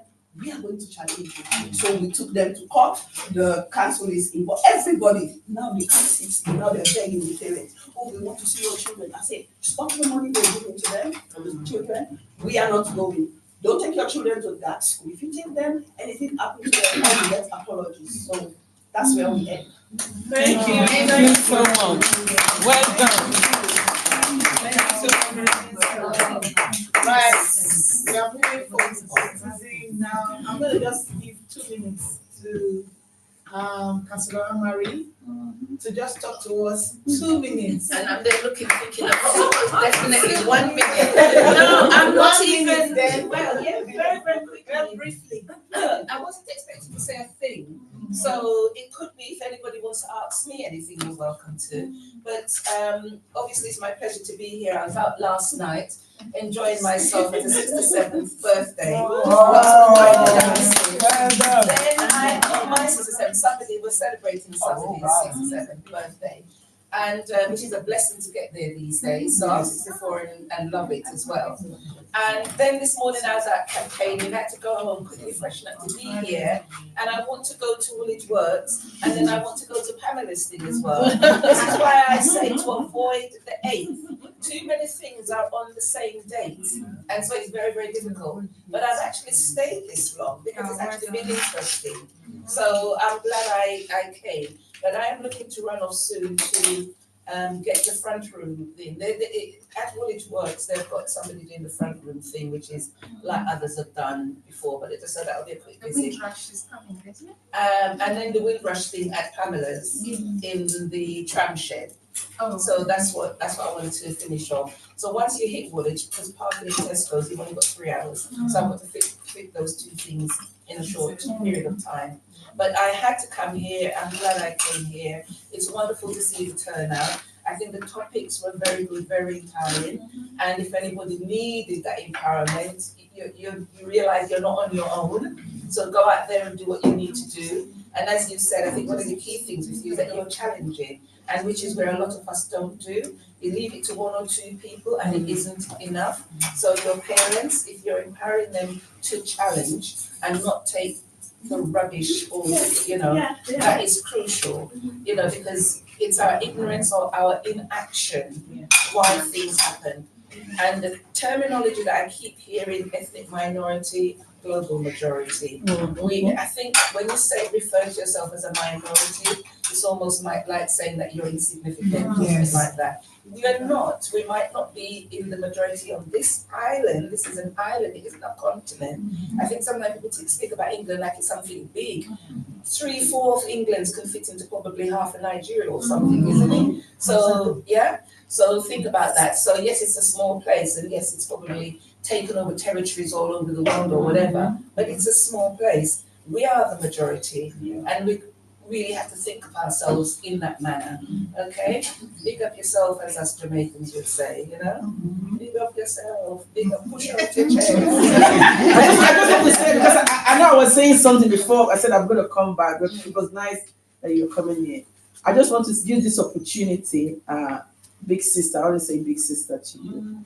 I know, sometimes as women, we go through a lot, and sometimes it is difficult to get people to understand when you go through those challenges, when you are at the leadership platforms, where you have to speak for other people, and in the process of you speaking, you've been penalized, you've been knocked down. So I want every one of us to rise up now. For big sister Anne-Marie, and you're going to hold her hand and say to her, I said, when they hold their hand, because we're gonna hold hands. We're gonna hold hands as I come this way. So, okay, go over there. So you can move back. That's it. That's how we need it. So there's a lot of women group here today, and back home, you see, that is how we used to support our women in Africa. You see, women, big women, every woman will come together and they will wrap around you.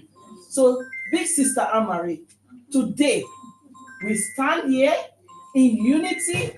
It is a divine intervention. It's a divine destiny. We stand with you with the inner wing women, with a world of changes. We have the KG sisters, and the Black Female Entrepreneur Greenwich. These are 3 powerful women groups, and we wrap around you that as you embark on this journey to fight for women in our community, our strengths are behind you. He said, our strength are in your back. He said,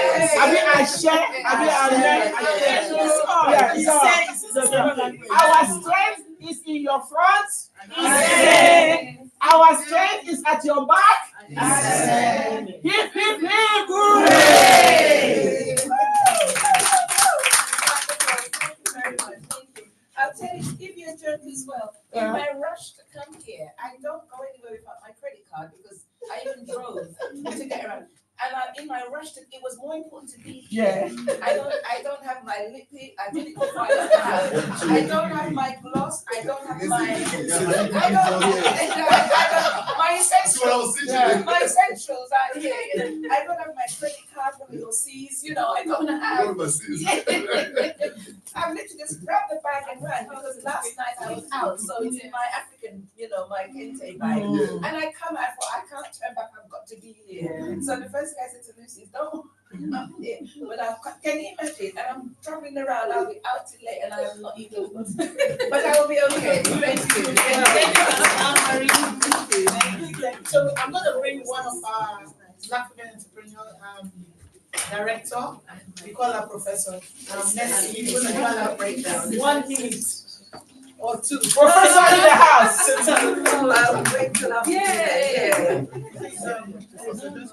Yeah, yes. Good afternoon, everyone. Hey, And afternoon. it's so good to see you today, and I have gained so much today, listening from all of you, and you have so much inspired me. So I just want to share with you something that is very important.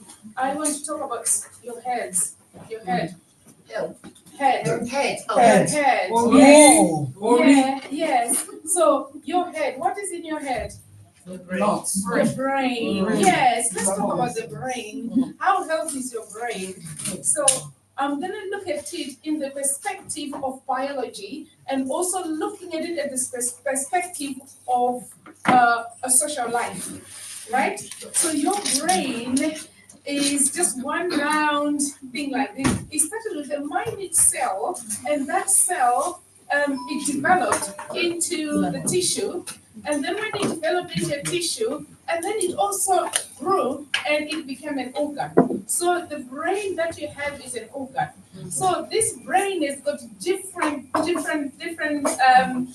parts, you know, and these parts are sort of like units that are well connected together.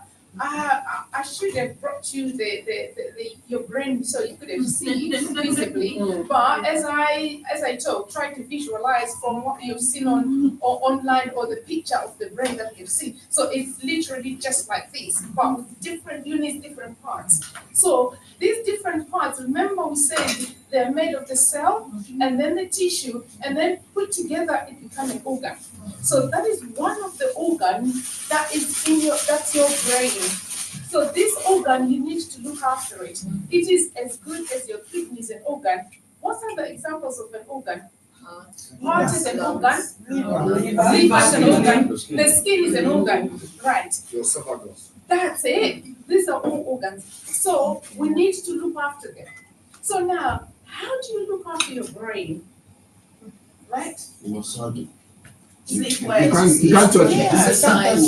That's not the food I take. Sleep well. Oxygen. Engage your brain. Engage your brain. And oil and rest. sugar that makes it work. And rest as well. And rest as well. Well done. That is also good. But we do these things subconsciously, isn't it? We don't even have the time to say, let me look after my brain. Do you? No. You don't. And it's you do. Okay, so if you don't look after your brain, today it's just something that you're gonna think and say, look, I'm gonna look after my brain properly. Because your brain is the computer, it is the motherboard of the computer, it's the processing, that processes the information in your whole body. So those 5 senses, they all come from the brain, and this brain sends messages and signals to everything that you do. Your senses, your smell, your taste, you know, everything comes from the brain. So now I've got a question. Does your brain age? Does the brain age? Yes. Oh, Yes. it does. Yeah. The cells, Yes. the cells will die off. Yes. Yes. Yes. Yes. Yes. Yes. That's why Someone is saying that. Yes, sorry. Sorry. The brain doesn't age, but it then can become it could lack nutrients and then shrink and then just die off from lack of nutrients. From lack of But it doesn't really age in that sense. Okay. The brain does. And The brain does. okay, who else has got another version? Yes. It ages as you grow As you grow older. Yes. It now starts. It starts aging. Yes. When it's so old that it starts aging. Yes. Yeah. Other activities. Let me add something to it. Yes. There's something I found recently, going forward, medically. If you're not active. If someone passes away at the age of 54, the person actually died 14 years before that time, due to parasite that lives in the body. And everybody has got the biggest parasite in their stomach. It extends all to the brain, and it travels from the kidney, liver, the pancreas, all the way to the brain, and the heart passes it through the blood. We only have one pipe that sends blood to the brain, and that sends sharp pain makes the brain work when there's enough fluid, which is either sucrose or dietary sugar, which helps the brain to work. And when the brain starts to lack these things, there's a possibility that we might have a push to the brain. And that's why some people die out of stroke when a blood is shut off to that brain. So health-wise, if this brain is being conditioned, not only for what you do, but how you take care of it can make it last. And you can actually activate your brain by what you eat. There are certain nuts that can help the brain work perfectly. There are certain foods that we should eat or we shouldn't eat. Because there's some food, as we all hear, there's some food that you are allergic to. Unknowingly, you eat it because you like it due to taste, but it might not work for your brain. And it can work for the man with all positive, but not with the man with all negative. So all the variations. Well done. Miss, the Queen had something to say. Yes. Oxygen. Yes. Yes. Oxygen helps the brain to function. And I found that sleep and oxygen Yes. is very important for my Rest. and development of Yes. my brain. Yes. And what I think, Yes. see, the thinking faculty of our brain, when we sit down, whether it's positive or negative, I like to do deep reading and think positive. And I actually stop my brain for over processing, like watching things or reading things. I have certain time when I come home, I put my phone down, I shut down completely. Because when you overthink and you the whole day walk away, you need to put this brain down. That's right. And rest it, do nothing. But we just That's right. Autopiloting of the brain. What everyone is saying is completely correct. But one thing you have to realize that in every organ there is wear and tear. The clothes that you wear, if you continue wearing them for 70 years, what is going to happen? There's going to be wear and tear. So is the brain. Our brain suffers from wear and tear as well. And sometimes it's so inevitable. But what happens is that the wear and tear doesn't just happen on the whole brain at one go, but in different segments, different parts of the brain. Some of them they receive more tear than the others, depending on the health of your brain. So now, this wear and tear, remember when we started with it, there's a cell, then the tissues, and an organ. So sometimes one of the cells can get contaminated. One way or the other, the reason that we don't know. Sometimes the foods that we eat. So when that cell is contaminated, it might then push it to the other, or the tissue might be suffering, and then it affects the whole organ. And now there is a lot of complications that will happen on the brain. But we are not going to look at the negative of the complications. Now let's look at the positives. As we get older, our brain get also older, slightly. Yes, yeah, we're getting there. So this is why the stages of life, there is a working life, and then there is 65 to 70 when you actually stop working. So these are the ages that we are actually looking at.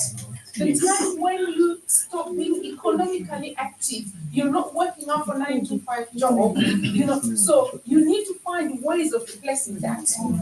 The period when you are having children, that period of having children, how are you looking after your mental state? And there is for a woman, there are different stages of life. When children are little, when you're pregnant, and then you give birth, and then that whole process, it is affecting your brain. Now, it's the community that surrounds you, that supports you to get through there, and this is what determines the health of your brain.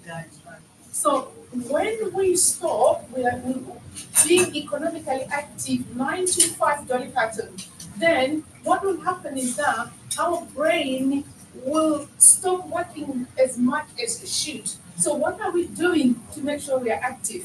Yeah. So to make sure that you are active, engage yourself into things that motivate you to think extra and to do things that excite you. And this is why in this country they go to bingo they go walking with the stick. They do these activities that you might, I'm not old to do these activities, and we might think that these are for old people, but actually what they are looking for is to get themselves engaged, to make their brain to continue to function the way it should, even though the wear and tear is getting there. Have you ever gone into a room and said, you've come to take something and you completely forget? Yes. You drop somewhere, you go up and down, up and down. Somebody gives you an address, you are trying to get to that place, you're getting frustrated, you are not getting there. And your brain is not actually in the position of actually focusing on that. What causes that? So these are the things. This is start of the day, and go and read more about it. When we meet next time, I'm gonna continue on this journey, and I ask you.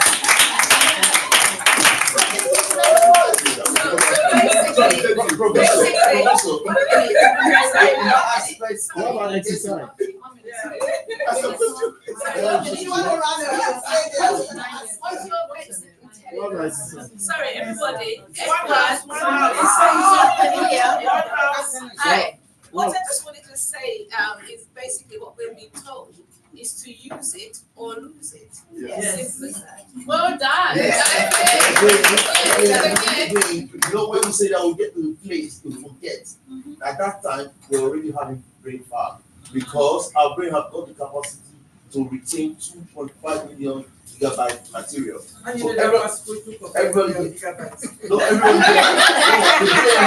the brain has got the capacity to retain 4.7 million books. That you can actually With this kind of cost of living of life. Irrespective of that, the brain has got Which time do you have to? Yeah, with this cost of living, and energy women- price, women everything. brain- Petrol price has gone up in Nigeria. No light. No water in some areas. Petrol has gone up. Tomato has gone up.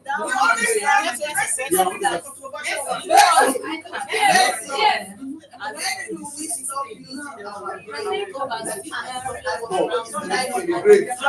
When do you rest your brain during the day? When is the best time? We are doing brain exercise. We are doing brain exercise.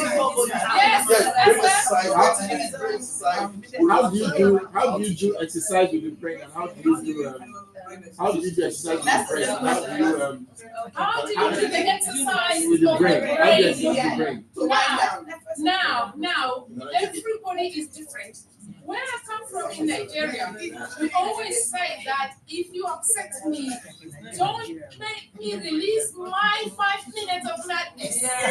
Right? Yes.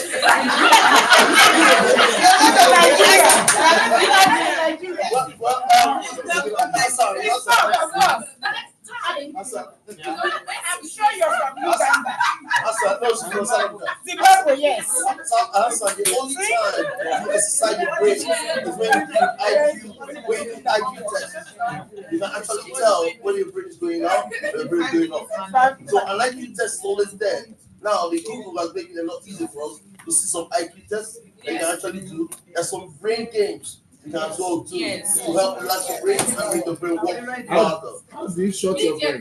How you shut the brain? Yeah. When you sleep, your brain is working. No, the people that like to lie, they say things like, they say, why are you taking it personal? You know, when they said to that lady, they say, why are you taking it personal? But they wrote her a personal email, so I should not take it personal. I don't understand.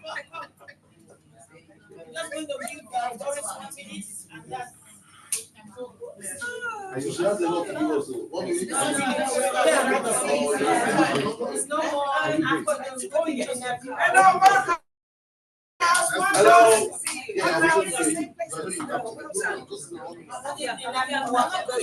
One house, please. Yeah, nice to meet you. My name is Doris Zinefwe. I work with Jenny Stars. Oh, Jenny Stars, I heard about them. Jenny Stars is a financial services company.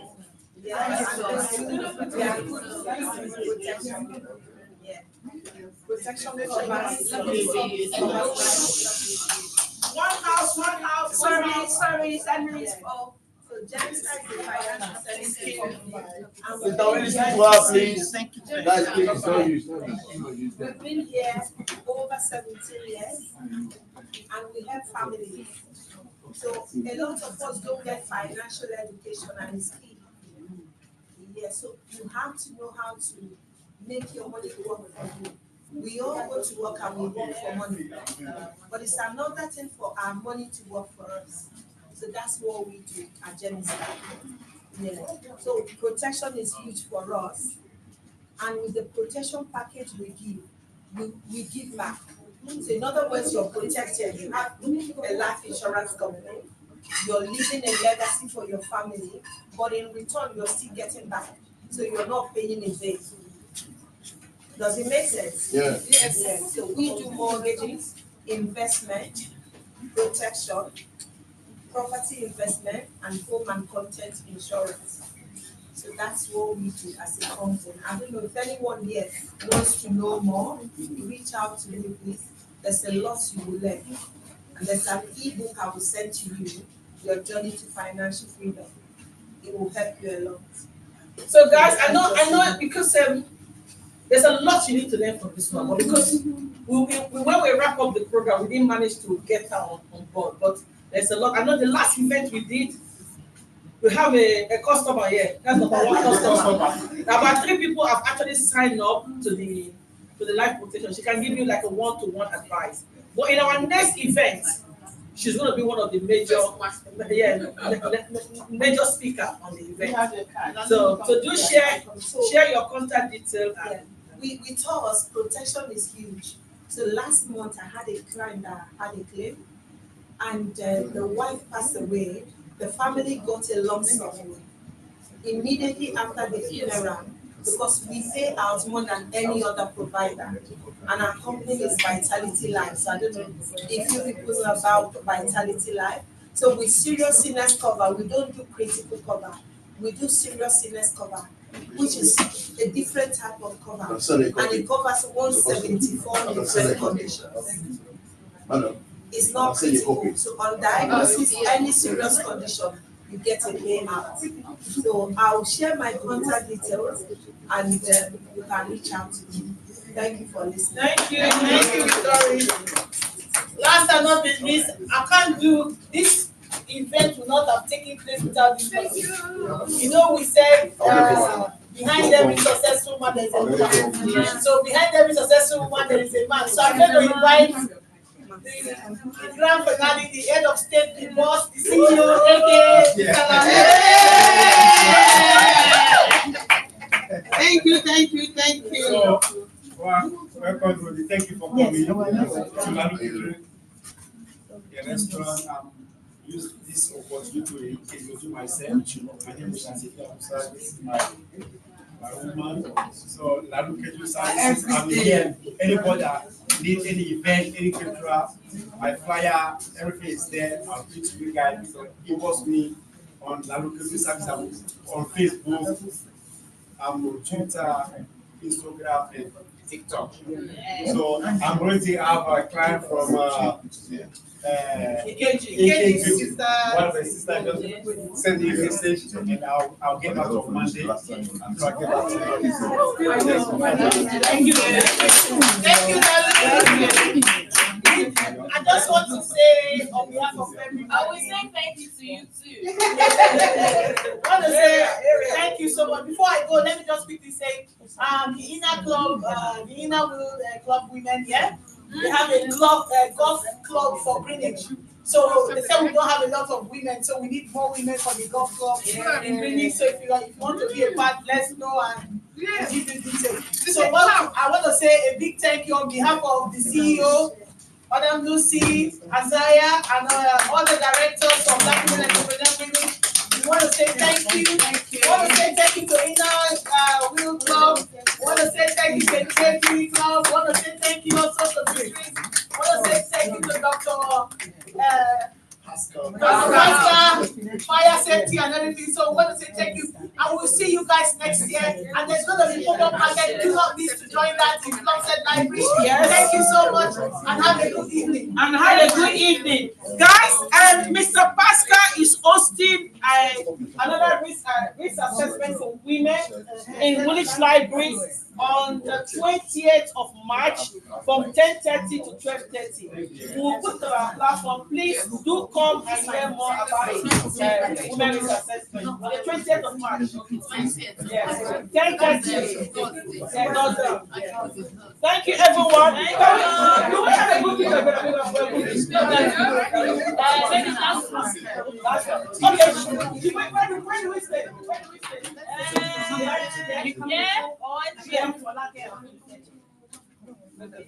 Yes, I'm also let's okay. Can we no, we're doing good. Come. This way. Last picture for the road.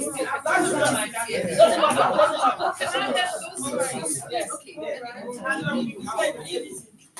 If you have your flower, hold your flower in your hand. Yes, if you have your flower, please can you help us put those colors from the table there? I'm giving you one as well. If you have your flower, this is the time to shine your flower. Hello, okay, we're taking everyone. You can sit there. Where's the flower? I'm coming. Yeah, you can sit. If you don't want to go inside. You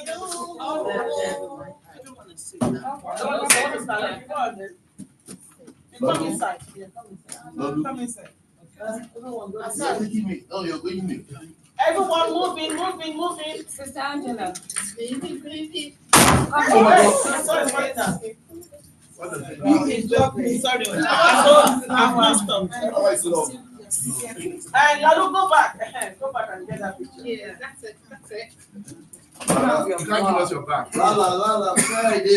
And then say the blogger rights. Oh, okay. Yeah. Say we got block rights. It's a show for us. Okay, a big two. Yeah, go back. You got it? Can you do us one just 10-second video? Oh. Are you ready, Lalo? Be taking us. You can't please take it easy. Okay. Happy International Women! Yay! Is that the video? No. Sorry, 1 minute. 1 minute, guys. Just 1 minute. Okay. For BFEG. Where do you want this from? Okay, we're ready. The flowers should come together. All right, okay. You want to put it? Okay. You can move the charger. Okay, if that's the case, then this should be the angle. Okay, let's see.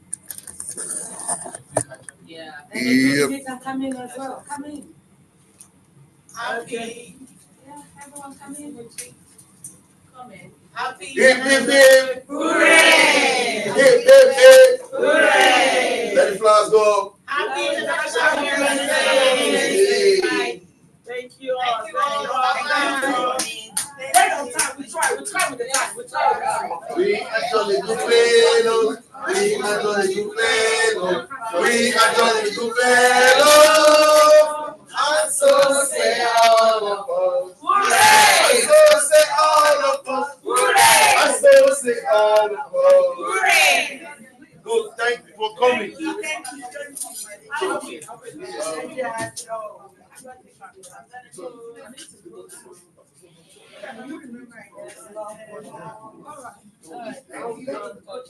Yes. Definitely. Thank you so much. It's nice to meet everybody. I'm looking forward to seeing you. Thank God.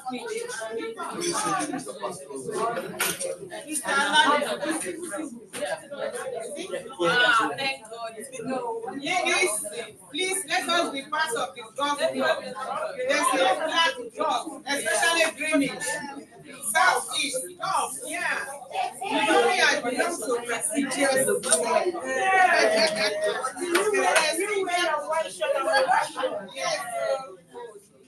Please let's be part of the golf club.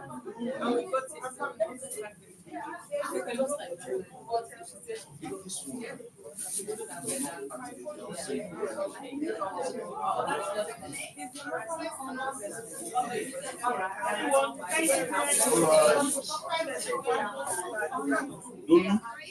say I want rice. You keep saying I was busy. You no, you're doing sign language. I can give you sign language. You're doing sign language.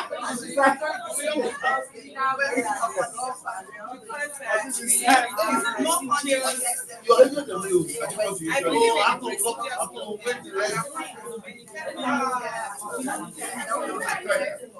I think I need to leave this all, but it's not safe to be here. Oh yeah. You can turn off the video. Yeah.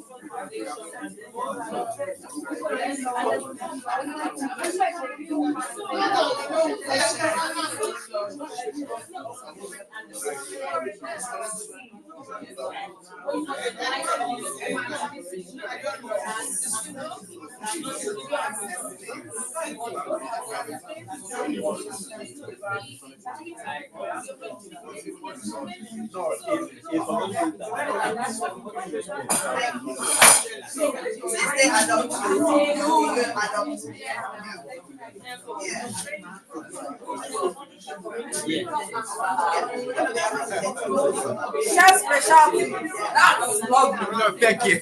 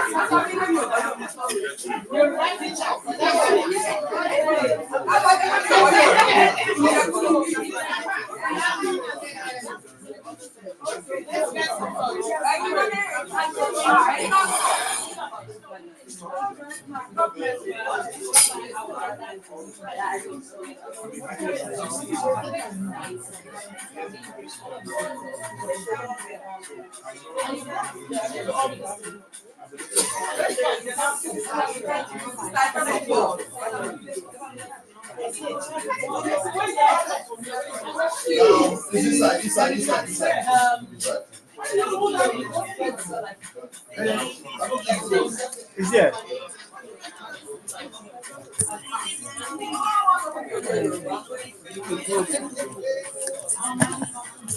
It's off. It's off.